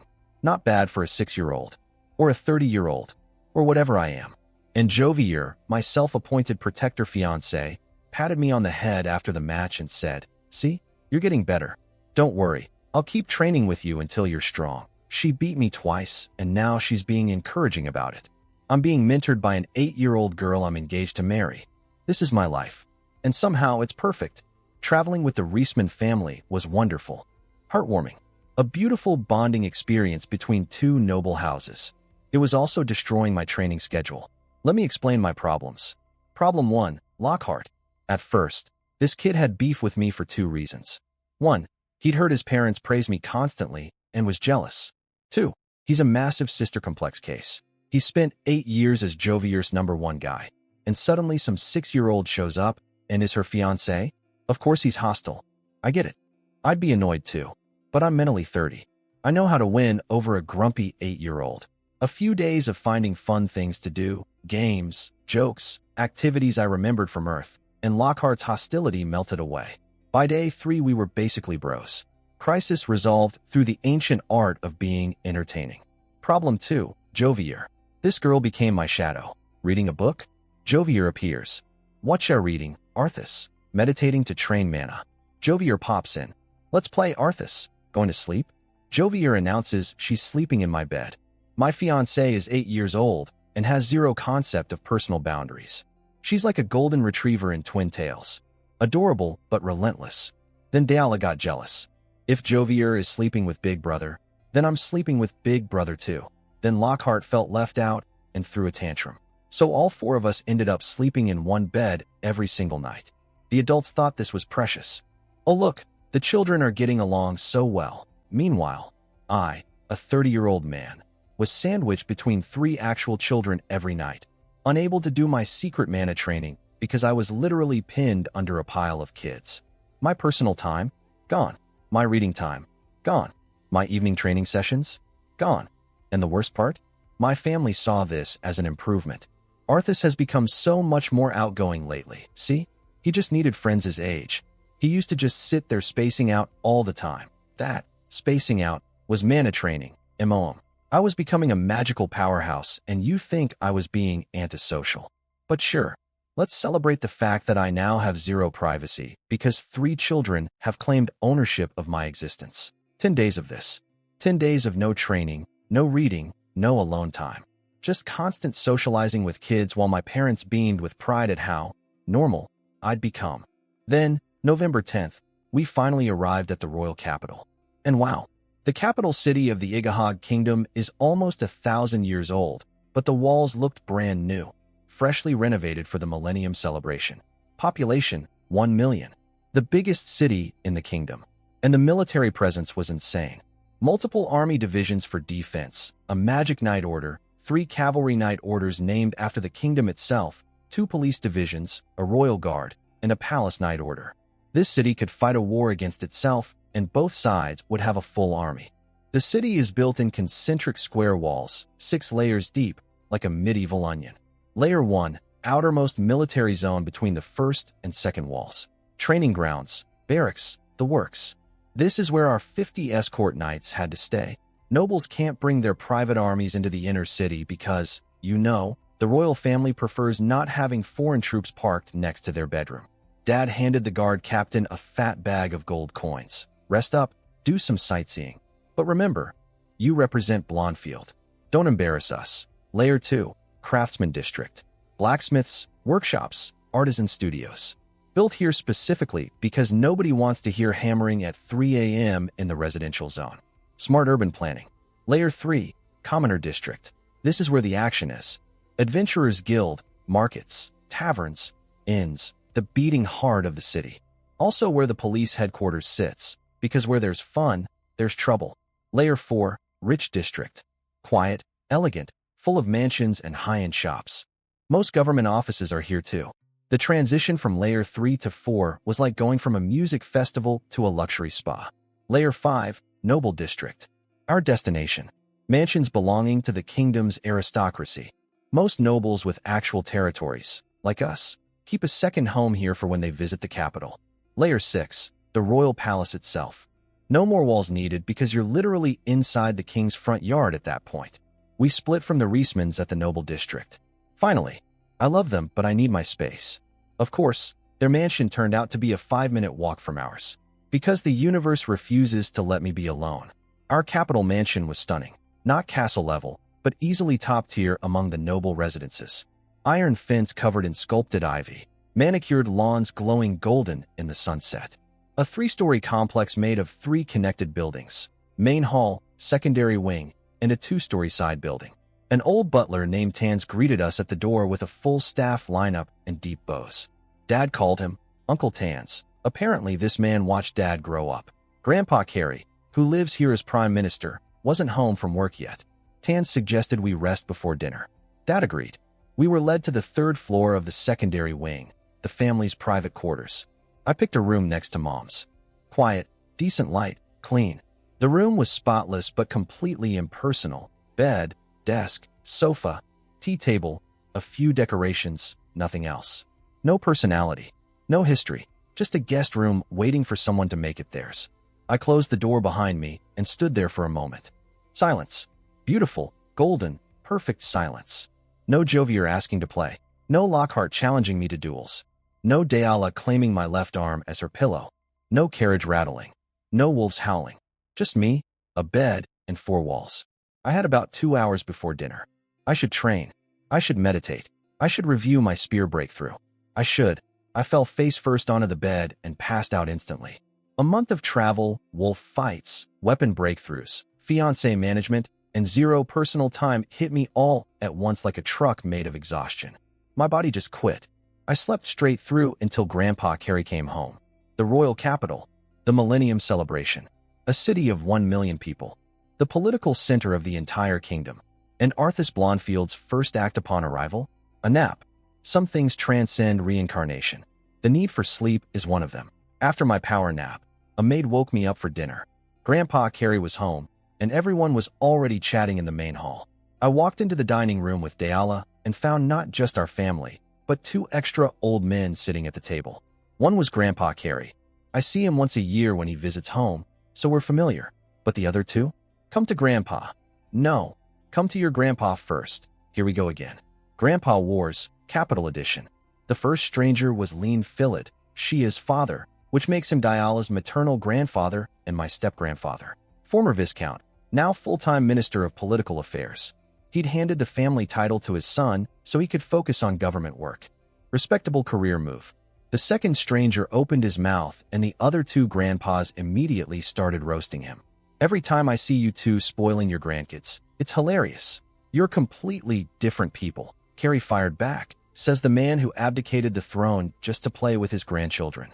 You literally let them ride you like a horse, Krulid, Lean piled on.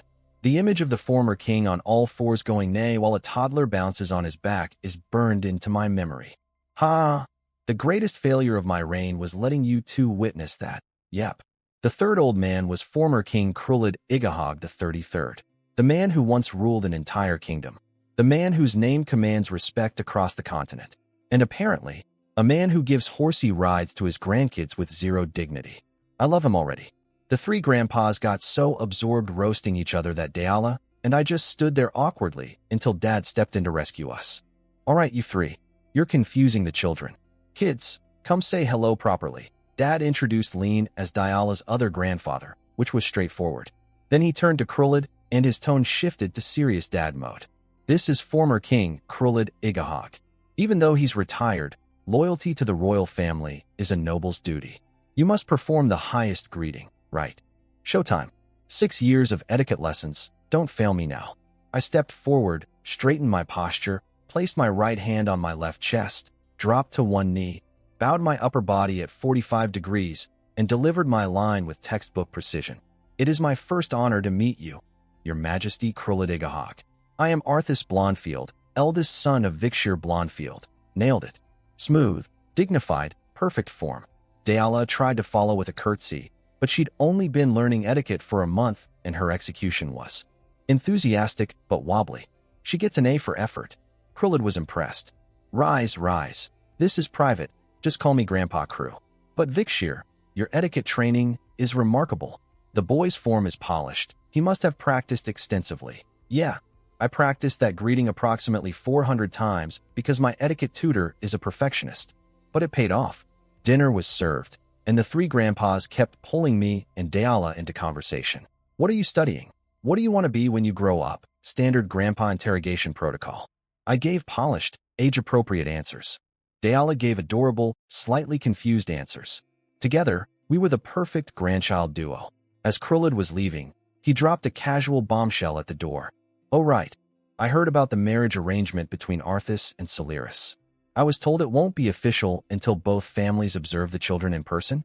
Well, from what I saw tonight, Arthas passes MY inspection. The rest is up to you, Dad bowed. Thank you, Your Majesty.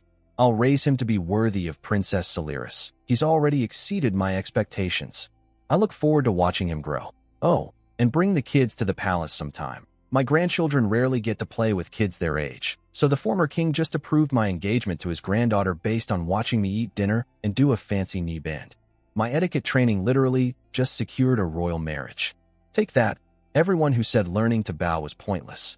After the guests left, Grandpa Carey played with us for a while before reluctantly dragging himself and Dad to the office to deal with government paperwork. Mom and Shia gave us the house tour. The mansion has 3 connected buildings. The main hall for meetings, dining, and offices. The secondary wing with guest rooms on floors 1 and 2 and our family quarters on floor 3, and a side building for staff housing, storage, and kitchen. Not as grand as our castle, but it's honestly the nicest second home I've ever seen in either lifetime. Finally, I was alone in my room. Door closed. No Jovier. No Lockhart. No Deala claiming my arm. Just me and blessed, beautiful silence. And that's when I did what I do every night, mana training. Here's the exciting update on that front. After 5 solid years of daily, obsessive mana circulation, morning, evening, during class, before bed, during meals, basically every waking and sleeping moment, I've achieved something significant: unconscious mana circulation. That means my mana now flows through my body automatically, even when I'm not thinking about it. Walking, talking, eating, sleeping, mana is always circulating. It's like breathing. I don't have to think about it anymore. This isn't unique. Most adult mages can do it by their 20s. High school top students figure it out in their teens. But for a 6-year-old, that's extremely rare. Almost no child can maintain the boring, grinding, mind-numbing discipline of daily mana training for 3 to 5 straight years without quitting. I could, because I'm secretly a 30-year-old with an iron will and no other hobbies besides pretending to be a baby. The practical benefit is huge.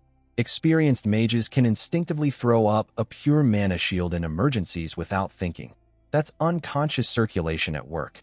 And for growing children, having it active 24/7 means my mana capacity keeps expanding even when I'm not actively training. It's like having a gym membership that exercises for you while you sleep.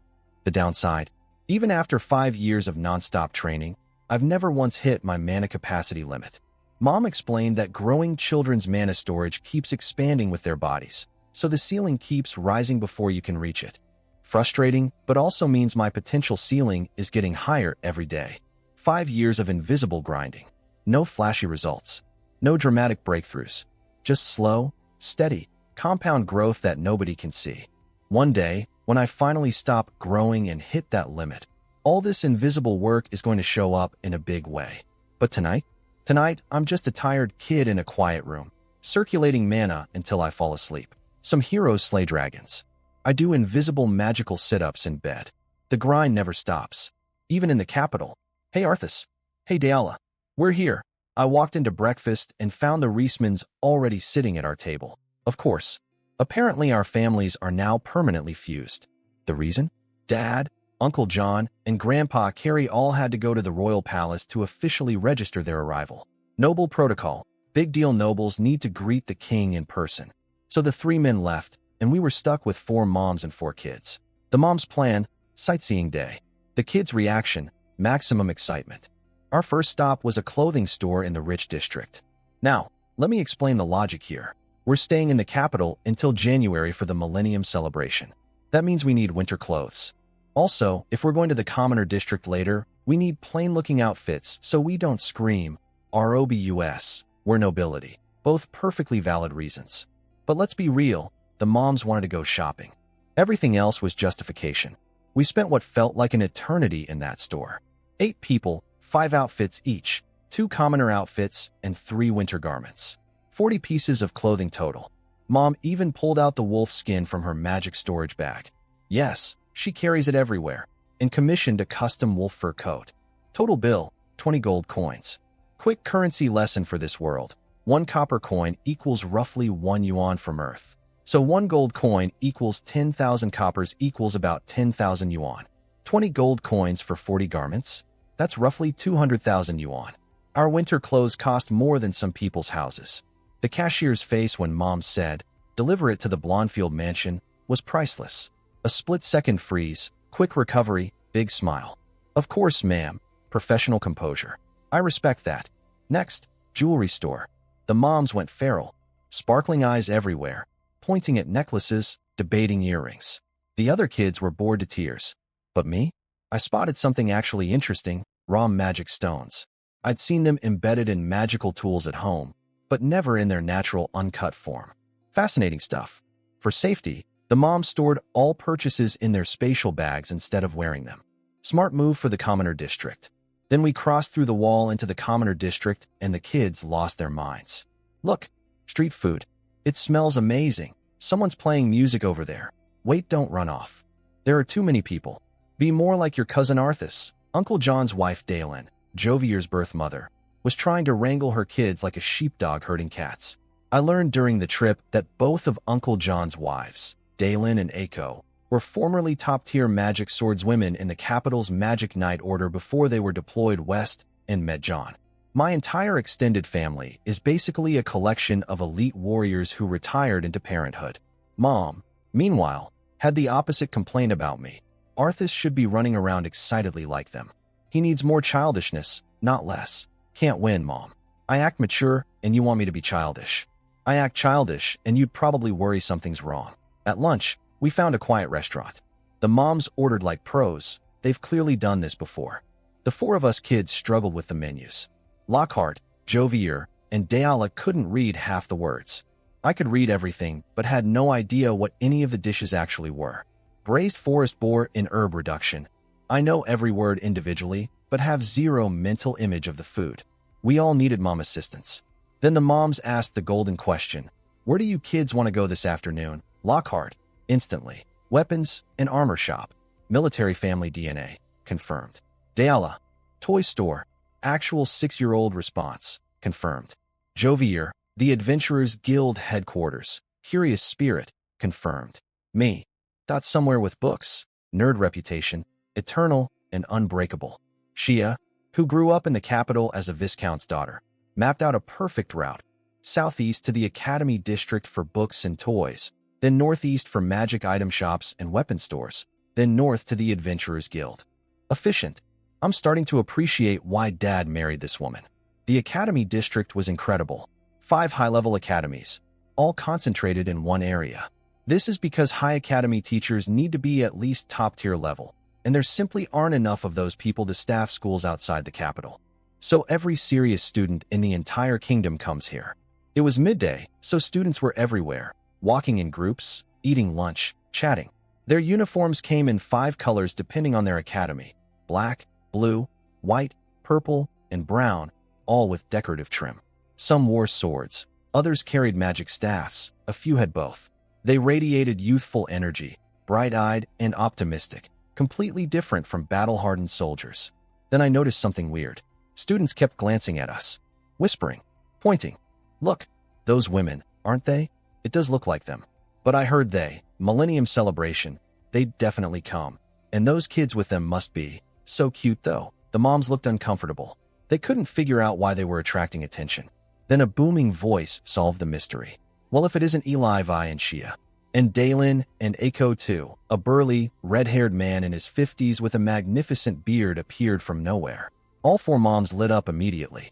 Professor Foldle, turns out this guy taught all of my parents, Mom, Dad, both of Uncle John's wives, at this very academy. He's the one who trained them before they became the kingdom's elite fighters. And the staring? Professor Foldle laughed and explained. You 4 are some of the most powerful fighters this country has ever produced. Your portraits hang in our Hall of Honor. Every student here has seen your faces. You're basically seeing their idols show up in person. Of course they're staring. My mom has a portrait in a Hall of Honor at the most prestigious military academy in the kingdom. And she spends her days reading me bedtime stories and arguing with Dad about wolf pelts. The gap between Mom at home and Mom's public reputation keeps getting wider and more terrifying. Professor Foldle was curious how the 4 women ended up together, since Mom and Shia graduated 3 years after Dalen and Aiko. The moms explained the whole military service to marriage pipeline, introduced us kids, and chatted for a while before we moved on. As we left, I looked back at the academy buildings. 4 years from now, I'd probably be walking through those gates as a student, wearing one of those colored uniforms, training under teachers like Foldle. But unlike every other student there, I'd be walking in with 5 years of secret mana training, intermediate magic, intermediate swordsmanship, intermediate spear skills, a PhD brain, and 2 fiancés. The academy has no idea what's coming. After saying goodbye to Professor Foldle, Mom dropped some intel about him on the walk to the library. Turns out Foldle is basically the kingdom's Swiss Army knife. He's reached upper rank in both martial arts and magic. The only person in the entire kingdom to do that. And apparently he's still improving, which means he might hit spirit rank in both. The man who taught my parents is a walking national treasure. No wonder his students turned out terrifying. The Royal Library was beautiful, 5 stories tall, sitting right in the center of the Academy District, so students from all 5 schools could access it easily. Books are expensive in this world. Paper isn't cheap, so the collection is only about 800,000 volumes. I say only because in my previous life that would be a small university library, but here it's the biggest collection in the kingdom. Entry fee, 1 copper coin. Students and founding donors get in free. Both the Blondfield and Reisman families helped fund this place, so we waltzed in after flashing our IDs. Being rich has perks. Mom gave us the tour. First floor, no books, just a lobby with a front desk, a reading hall, and a restaurant, because people pay admission and then camp here all day, so you might as well feed them. Floors 2 through 4, 2/3 bookshelves, 1/3 reading areas, sorted by subject. 5th floor, private rooms with the best views, available for an extra fee. I was in heaven. 800,000 books about a world I'm still learning. History, magic theory, political science, military strategy, it was all here. I wanted to move in, set up a cot between the shelves, have meals delivered. The other 3 kids wanted to die. We can't talk, we can't run around. What's the point of this place? I like hearing stories, but reading them myself is so boring. I could be training right now. And then SHIA, a grown adult, a mother of 1, a noble woman, joined the complaint chorus. Yeah, reading should be left to people who like reading. I'll just listen to the highlights. The reading positive faction mobilized immediately. I spoke first. Books contain knowledge you'd never think to look for. That's exactly why they're valuable. They prepare you for things you can't predict. Mom backed me up. Listen to Arthas. He's 6, and he understands this better than you too. She turned to Dalen and Aiko. When we get home, I'm telling John to increase their book studies. Dalen and Aiko nodded. Just because you're a military family doesn't mean you only need fighting skills. Strategy is a brain game. Then Mom turned to Shia. And you. As punishment for being a bad influence, I'm reducing the amount of paperwork I help you with. Shia's face went white. Wait. If you cut more of my paperwork assistance, I'll have no time for spear training. I'll literally die. You can live without spear training. You survived your entire pregnancy without it. Then can you survive without magic practice? That's different. I practice magic, but I still handle my paperwork. But you completely dropped martial arts training. Martial arts aren't that important. The moment Mom said that, Dalen and Aiko, who are literally Magic Knight-trained dual-wielders, switched sides. Actually, I agree reading is important, but martial arts are also important. Yeah, the adult alliance crumbled in real time. 4 mothers arguing in circles about reading versus fighting versus magic while standing outside a library. The irony was thick enough to cut with a sword, which, apparently, half of them would prefer. Moving on, the toy district. Stuffed animals. Everywhere. An entire district dedicated to plush dolls and figurines. Every single female in our group, all 4 moms, Jovier and Dayala, was instantly hypnotized. Eyes sparkling, hands grabbing, wallets opening. Lockhart and I stood there surrounded by squealing women like 2 rocks in a river of cute. When the shopkeepers saw the moms pull out spatial storage bags to hold their purchases, their eyes literally turned into gold coins. They'd found their dream customers, rich women with bottomless pockets and zero restraint. The moms bought a mountain of stuffed animals. I didn't count. I couldn't. They were moving too fast. Next up, the magic items district. Nobody had actually chosen this area, but it was on the way to the weapons shops, and the moment we entered, oh, this enchantment uses that principle. Mom, what does this one do? Well, Arthas, this device works by. And the mechanism is. Mom went full research mode. Her eyes were glowing. Every shop window was a new mystery to dissect. And I couldn't help myself either. Every unfamiliar magical device was a puzzle I needed solved. We were like 2 kids in a candy store, except the candy was enchanted crystals and the store was a weapons-grade research lab. She aside from behind us. She's exactly like this when we were in school. She dragged me here every time. And now her son's the same way. Like mother, like son. We eventually pried Mom away from the magic district. She was physically reluctant to leave and entered the weapons and armor district. Lockhart's eyes went wide. That blade is made from what? Shia was equally gone. Look at this craftsmanship. And this armor. And me? Still asking questions about everything. I can't help it. A new world means new metallurgy, new forging techniques, new combat engineering. It's all relevant. Mom, from behind. Oh look, Shia can't move when she sees weapons. Just like school. And Arthas likes weapons too? Like mother-like. Wait, wrong mother. History repeating itself across 2 generations of this family. Final stop, the Adventurers Guild headquarters. Bigger and fancier than Callow Town's branch, but same basic layout. The 4 moms got nostalgic. Apparently their academies required students to register as adventurers for combat training. So all 4 of my mothers are technically registered adventurers. My family tree is basically a military recruitment poster. The 4 of us kids sat in the guild hall listening to adventurers swap stories about dungeon dives and monster hunts. Jovier's eyes were shining with wanderlust. Lockhart was analyzing fighting techniques. Deala was just enjoying the atmosphere. And me? I was taking mental notes on everything. Dungeon layouts, monster behavior patterns, team compositions, filing it all away for future use. We headed home through the eastern gate into the noble district as the sun set. One day of sightseeing, and I'd learn more about this world than months of library reading back home. The Royal Library exists, and I'm a founding donor's grandson with free access. 5 elite academies are 4 years away. Magic items use principles Mom can explain. The weapon shops carry materials I've never read about. And the Adventurers Guild is a treasure trove of real-world intelligence. This city is going to be my playground. But first, I need to figure out how to ditch 3 clingy kids long enough to actually read some of those 800,000 books. At dinner that night, Dad casually dropped a bombshell between bites. Oh, by the way, tomorrow we're all going to the Royal Palace. Kids included. Mom blinked. Didn't you already see King William today?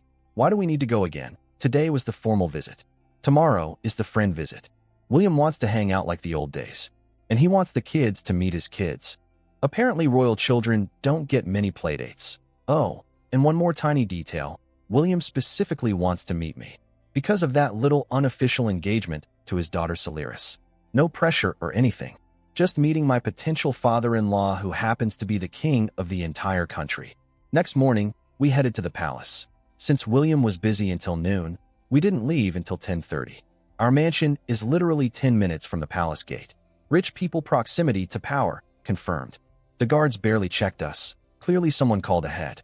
We passed through the outer wall into a massive courtyard where the royal guard was training. Dad gave us the layout tour while we walked. South Castle, offices, and the throne room. 3 floors of government business. West Castle, storage and servant quarters. East Castle, entertainment. North Castle, the royal family's private residence. The inner palace, for castles connected by corridors forming a central courtyard, with the North Castle and an additional walled section creating the royal living quarters. Since this was a private visit, we headed straight for the North Castle. William was still working when we arrived, so his 3 queens received us instead, along with Grandpa Krullet. The primary queen was Jenny, originally a princess from the Kingdom of Leto. To the south, sent as a political hostage disguised as a student, she met William at school. They got engaged for diplomatic reasons, and apparently she's also Mom and she is former classmate. This kingdom's elite all went to the same school. It's like one giant alumni network running the country. After formal greetings, Krullet shooed us kids into a separate room to get to know each other. And there they were, 5 royal children. 3 boys, 2 girls. The oldest was Sylvia, about 8, golden short hair with a tiny ponytail. She radiated confidence and immediately took charge.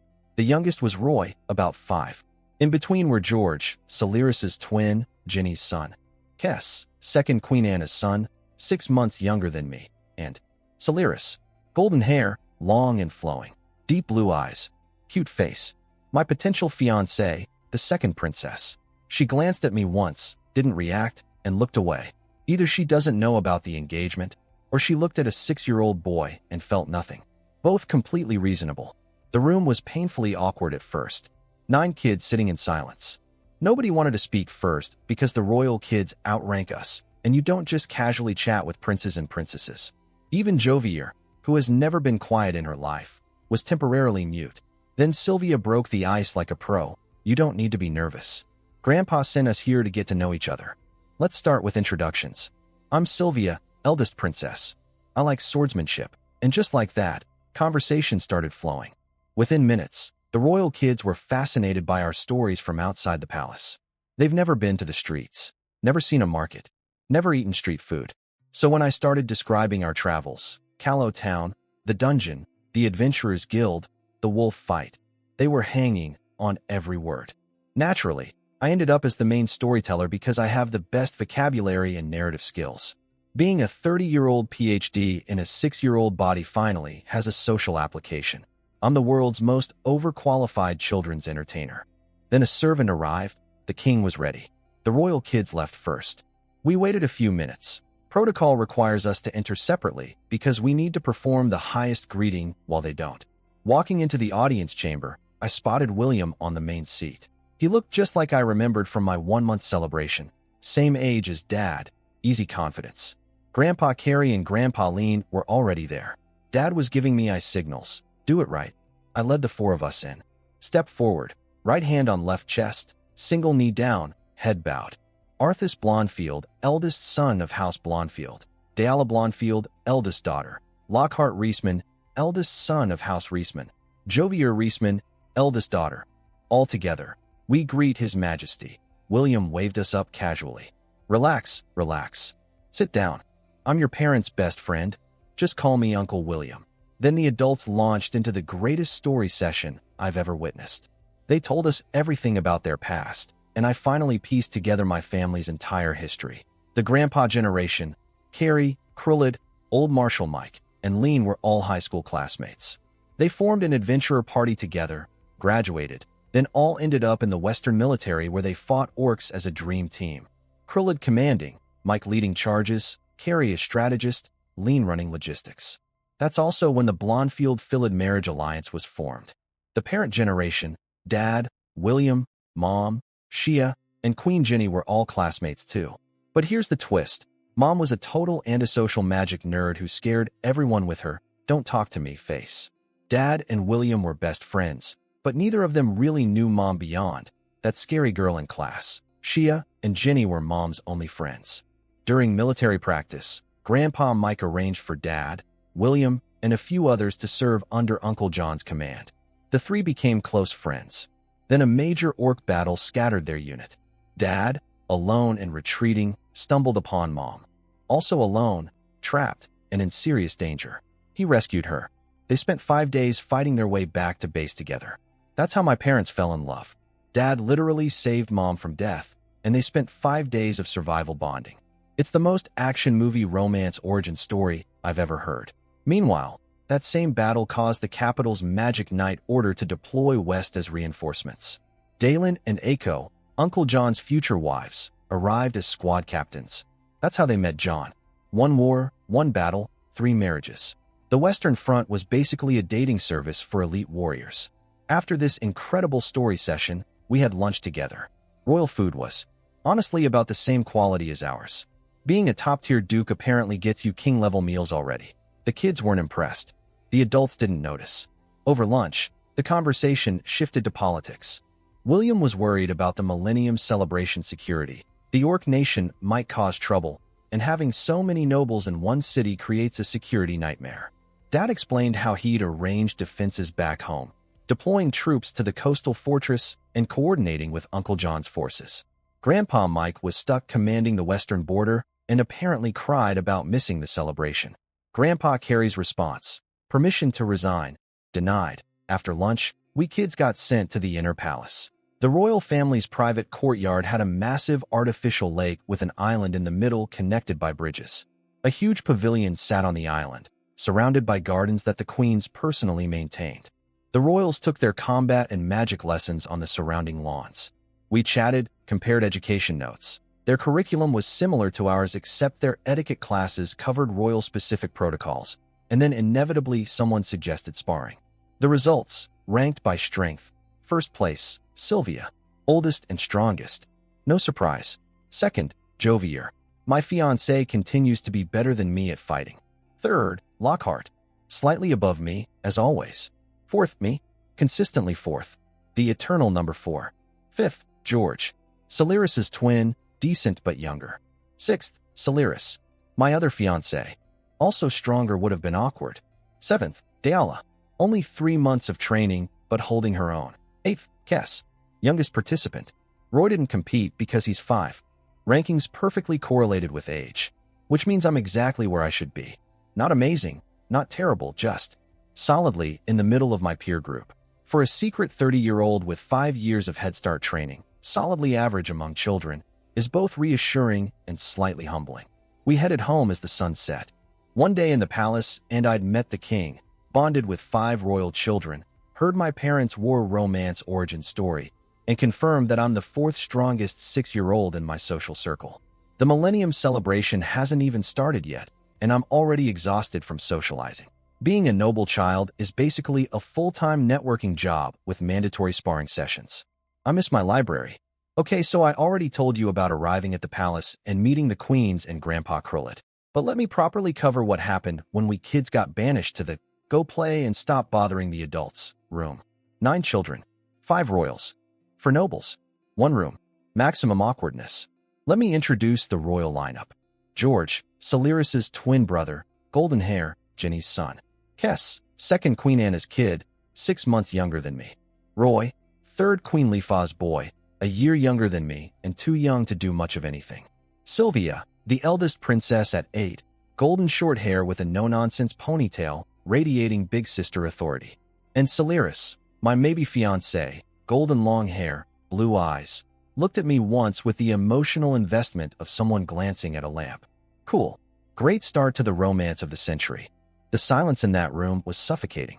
Royal kids sat on one side. Noble kids sat on the other. Nobody talked. Because here's the thing about hierarchy. When you're a noble child, you don't speak until the royals speak first. And when you're a royal child who's never interacted with outside kids before, you don't know how to start. Even Jovier, the girl who hasn't stopped talking since I met her, was sitting there with her mouth shut. That's when I knew the awkwardness had reached critical levels. Then Sylvia saved us all. She stood up, introduced herself casually, and said, "Let's just talk." Eldest princess energy. Respect. Once the dam broke, conversation poured out. The royal kids were starving for outside world stories. They've never left the palace, never seen a market, never met a commoner. So when our group started describing life outside these walls, they were fascinated. And somehow, inevitably, I became the designated storyteller. Because none of the other kids could narrate a trip to Callow Town with proper pacing and dramatic tension. I gave them the wolf fight, the dungeon town, the adventurers guild, the road trip, the full experience. 9 kids sitting in a circle, hanging on the words of a 6-year-old with the narrative skills of a 30-year-old novelist. This is what my PhD is being used for now. Bedtime stories for royalty. Then a servant knocked. William was ready. Sylvia took her siblings and left first. We waited a few minutes because noble kids and royal kids enter the king's presence separately. Protocol. Always protocol. I let our group in. Knee down, hand on chest, formal introduction, the whole routine. All 4 of us in perfect sync. William told us to relax and call him Uncle William. Then the adults started swapping war stories, and I finally learned how this whole family web was woven. The grandpa generation, Carrie, Krullet, Mike, and Lean, were literally high school classmates who became an adventurer party together, then fought orcs as a combined military unit. Krullet commanded, Mike led the vanguard, Carrie ran strategy, Lean handled logistics. For best friends running a war like a well-oiled machine.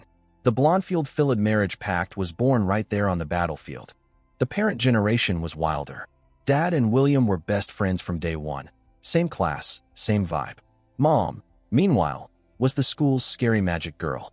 Full, approach and die energy. Nobody talked to her except Shia and Jenny.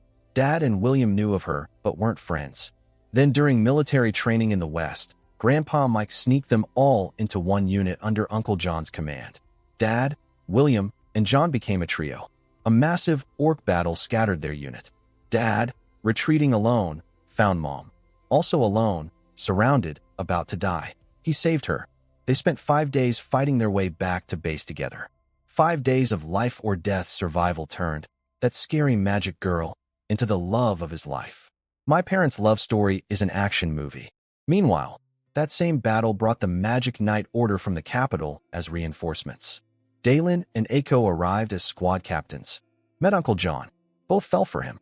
3 marriages from one war. The Western Front, where the kingdom's elite go to fight orcs and find spouses. Lunch was served in the royal dining room. Honestly, the food was about the same quality as ours at home. Turns out being a top duke gets you king-tier cuisine already. The adults discussed Millennium Celebration security. William was worried about orc interference. Dad explained his military arrangements back home. Uncle John mentioned Grandpa Mike was literally crying about missing the celebration because he's stuck guarding the border. Grandpa Carey's response to Mike's resignation request: denied. One word. Zero hesitation. After lunch, we kids went to the inner palace. The royal family's private garden was gorgeous. A huge artificial lake with an island connected by bridges, a pavilion, flower gardens planted by the queens themselves, and green training fields where the royal kids practice combat. Comparing notes on education, their curriculum was basically the same as ours except their etiquette classes were royalty-specific. Which makes sense. They need to know how to receive foreign ambassadors while I just need to know how to not embarrass Dad at parties. Then naturally, because this is apparently what children do in this world, someone suggested sparring. Final rankings: 8 kids competing. Roy too young first. Sylvia, unstoppable eldest princess second. Jovier, my fiancé, still better than me third. Lockhart, my rival, still slightly ahead fourth. Me fourth. Again, eternally, cosmically fourth. Fifth, George sixth. Saliris, my other fiancé at least isn't stronger than me seventh. Deala, 3 months of training, still competitive eighth. Kess, youngest competitor, did his best rankings perfectly matched age order. So technically I'm performing exactly at my level. But being 4th out of 8 when you're secretly a 30-year-old with 5 years of Head Start training is humbling. Jovier patted my head afterward again. You did great, Arthas. Keep it up. My 8-year-old fiancé is encouraging me after beating me for the 3rd time. I fought a wolf to the death 2 weeks ago, and this is what breaks my spirit. We headed home as the sun set. 1 palace visit, and I'd befriended 5 royal children, learned my parents met during a wartime rescue, watched 3 grandpas argue about who's more dignified, and confirmed my position as the kingdom's most average 6-year-old prodigy. 4th place, the story of my second life. But hey, at least Saliris knows I exist now. That's progress. I think. Maybe. She did look at me that one time. Romance progress. 1%. So I eventually found out what was going on inside Jovier's head this whole time, and I have feelings about it. Complicated feelings. Let me start from the beginning. 2 years before we met, when Jovier was 6, her dad told her, "You have a fiancé. His name is Arthas. He's 2 years younger than you." Jovier, being 6, had no idea what a fiancé was. So she asked her parents. Their explanation? It's like a prince and princess in a fairy tale, but he's younger than me. How will he protect me? Then you protect him. Think of him as your little brother and your future husband. He'll be the most important person in your life. Jovier's 6-year-old brain processed this and arrived at the following conclusion. So I'm the prince. And he's the princess. Got it. She then decided, at age 6, that she needed to train harder in martial arts because now she had 2 people to protect, Lockhart and me. She spent the next 2 years working overtime with her spear specifically because of this sworn duty to guard her future tiny husband. This girl has been preparing to be my bodyguard since before we even met. When we finally met at Cedar Fortress, her first thought upon seeing me was, and I quote from what I pieced together later, "He's not handsome like a fairy tale prince. He's cute. Like, unbearably cute. That hair, those eyes, that little face. I want to hug him." Her evaluation of me as a fiancé? Perfect score. This level of cuteness makes me want to protect him even more. I'm not a partner to her. I'm a collectible. A limited edition plush toy that she's been assigned to guard with her life. Then Deala mentioned the wolf kill, and Jovier panicked internally. Wait, he killed a wolf alone? At 6? I couldn't have done that at 6. Is he stronger than me? My big sister authority is in danger. When the sparring started, she was genuinely terrified of losing to me. Not because of pride, because she'd built her entire identity around being my protector. And if I was stronger than her, what was her purpose? I fought Lockhart first and lost. Jovier watched and immediately relaxed. Okay, I'm stronger than Lockhart, and Lockhart beat Arthas. Math checks out. I'm safe. Then I picked up a spear to fight her, and she panicked again. Why is he using a spear? Is his spear better than his sword? Oh no, oh no, oh no. She won easily. Her internal reaction. What was I worried about? That was nothing. Wait, he looks upset. Oh no, I broke him. I should have let him win. This is all Lockhart's fault for suggesting the tournament. Everything is Lockhart's fault. She then beat Lockhart extra hard as punishment. for suggesting the sparring that SHE also participated in, and won. Logic. When I asked for a rematch, she thought I was being a sore loser and found it super cute. She decided to go easy on me to protect my feelings. Then I broke through to intermediate spear rank mid-fight and nearly overwhelmed her. She went from, let the baby win a little, to, wait, I'm actually losing? Sister dignity emergency, and had to go full power to claw back the advantage. She won, barely, and was sweating bullets. But when I thanked her happily afterward, she realized I wasn't upset about losing. I was excited about breaking through. Her panic dissolved into relief. During our road trip to the capital, Jovier discovered several things about me. 1. I'm quiet, but weirdly entertaining. I kept inventing games, telling jokes, and reading storybooks to everyone during boring carriage rides. She found it suspicious that a 6-year-old was better at entertaining people than she was at 8. 2. I can read every word in the language. She's been studying for 2 years and knows a few hundred characters. I know all of them. She's starting to suspect the age gap goes the wrong direction. 3. I've reached intermediate in all 5 magic elements. She's reached beginner in 2 and intermediate in 1, which her family called exceptional talent. I'm casually 5 times ahead of her. Her internal monologue. I'm supposed to be the big sister, but he reads to me. He teaches US games. He knows more words than I do. He's better at magic. He just broke through 2 weapons in 1 week. Am I sure he's the younger one? And now, the secret she's been hiding.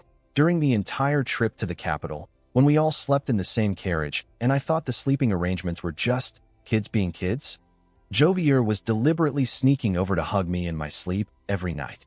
She waited until I was unconscious, wrapped her arms around me, and used me as a human teddy bear.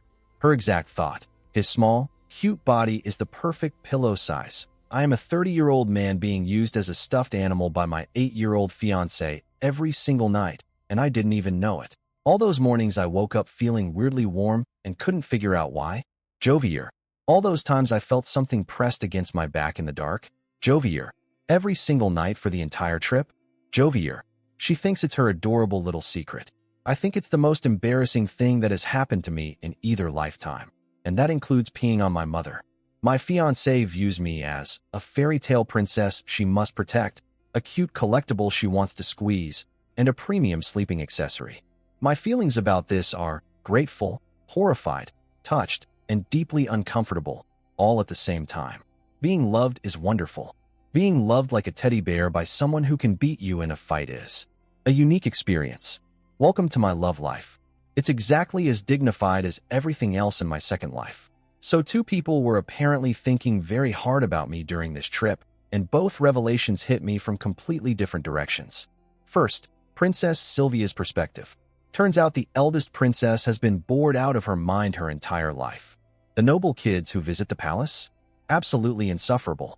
All they do is brag about their families, boast about killing rabbits at age 7 like it's some great achievement, and compete over who's more impressive. Sylvia mentally deleted most of them from her memory within days.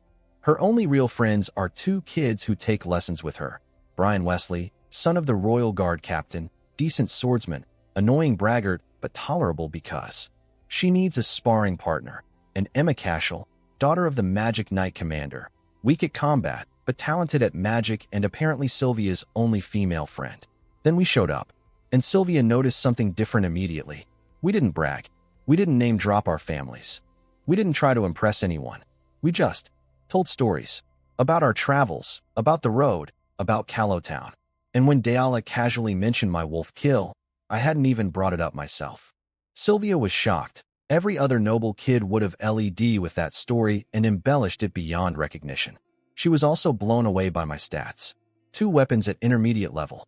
All 5 magic elements at intermediate. Full literacy. At age 6.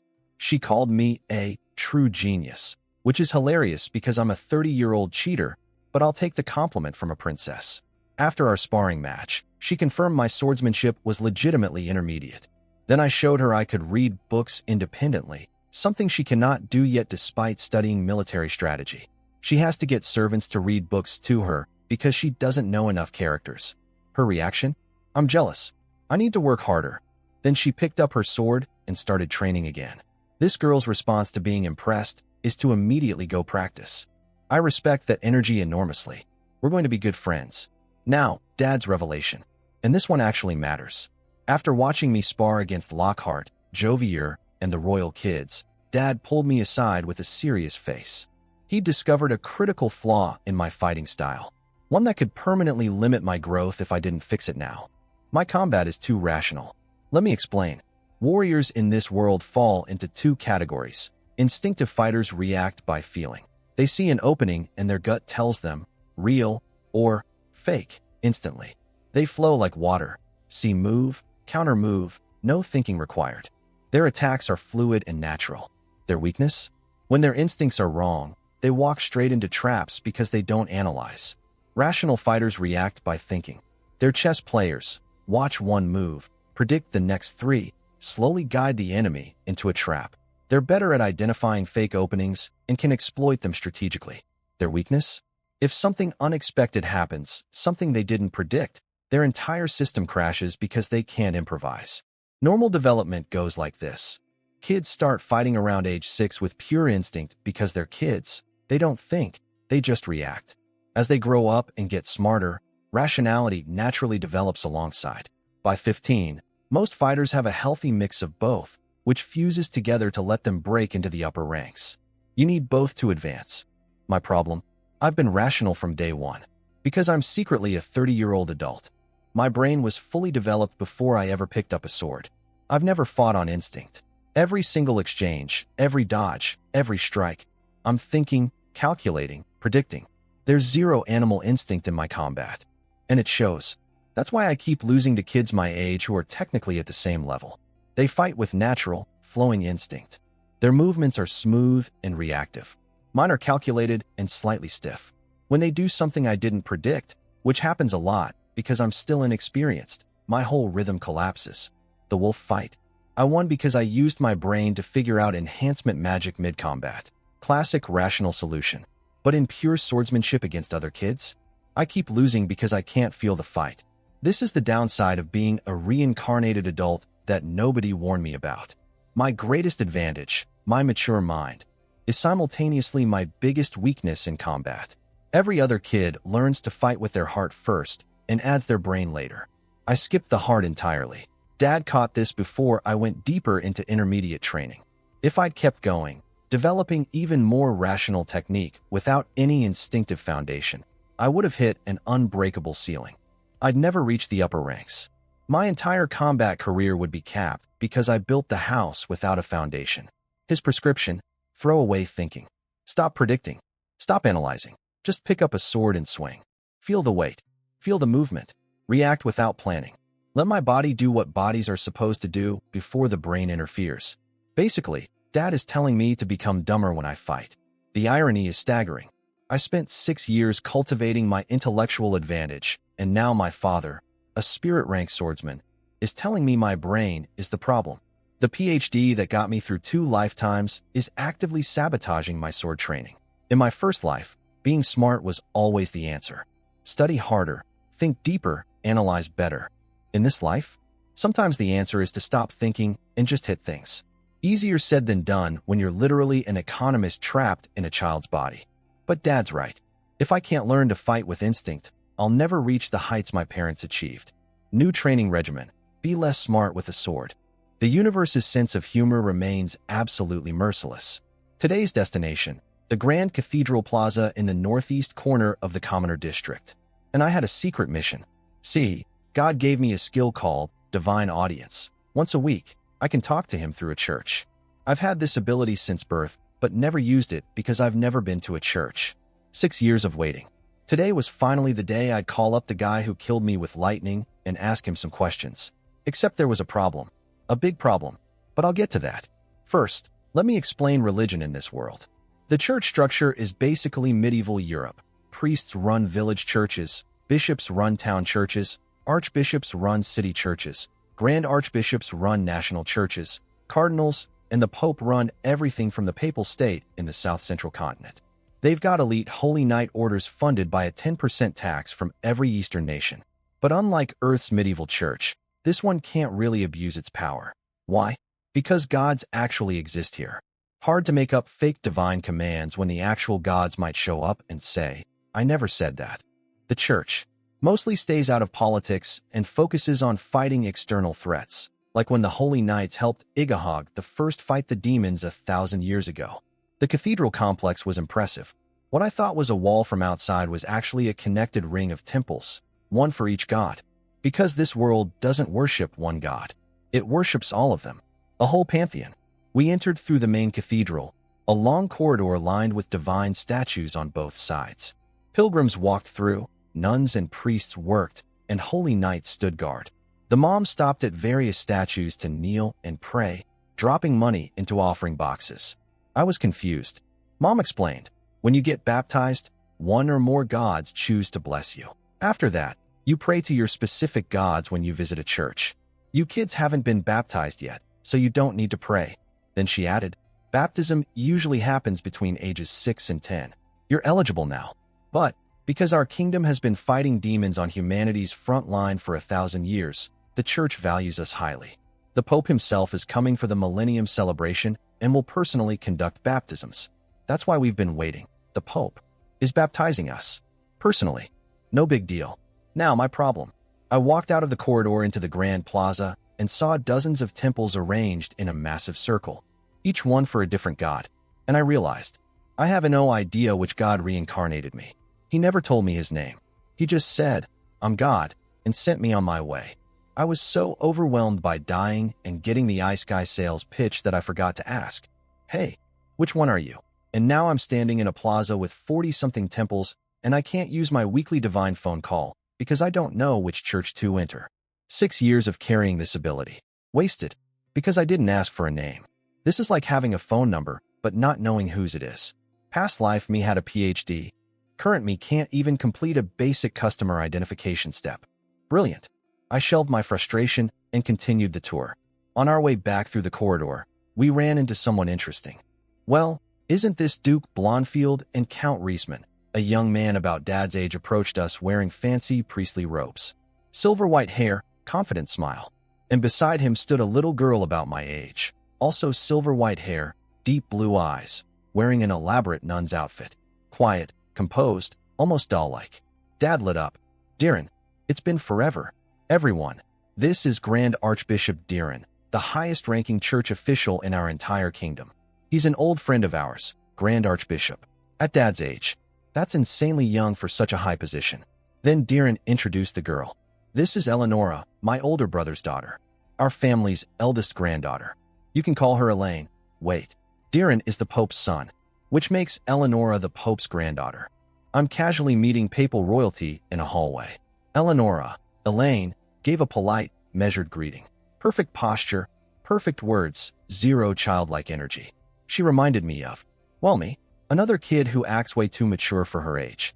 Except her reason is probably raised in the most important religious institution in the world, and mine is, secretly a 30-year-old economist.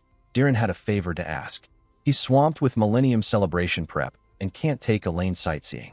She has no friends her age because everyone in the church treats her like royalty. Could she tag along with our group? Dad agreed immediately. Then he one-upped it. Actually, why don't she just stay with us?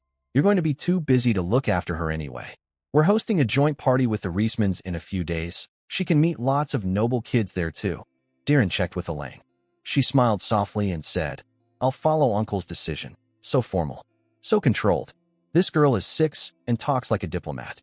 Darren agreed, told Elaine to behave, and sent her to pack. We kids want to help. Elaine's room was sparse. A few fancy nun outfits, some small personal items, a couple pairs of shoes. That's it. The granddaughter of the most powerful religious figure in the world lives like a minimalist monk.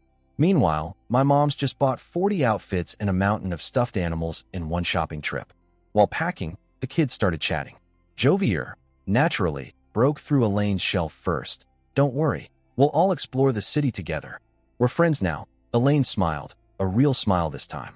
"I've never played with kids my age before. I've never even walked around a city." Dayala connected with that immediately. Me and Big Brother never went outside either until this trip. Two sheltered girls from completely different worlds finding common ground over shared isolation. It was genuinely sweet. We packed up her tiny collection of belongings, handed them to Diren for the knights to deliver, and just like that, our group grew by one. Current party roster: for noble kids, 1 papal granddaughter, and regular playdates with 5 royal children.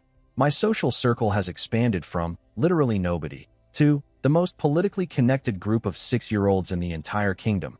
Oh, and I still don't know which god to call. That's going to bother me for a very long time. Note to self: next time a deity offers you reincarnation, get a business card.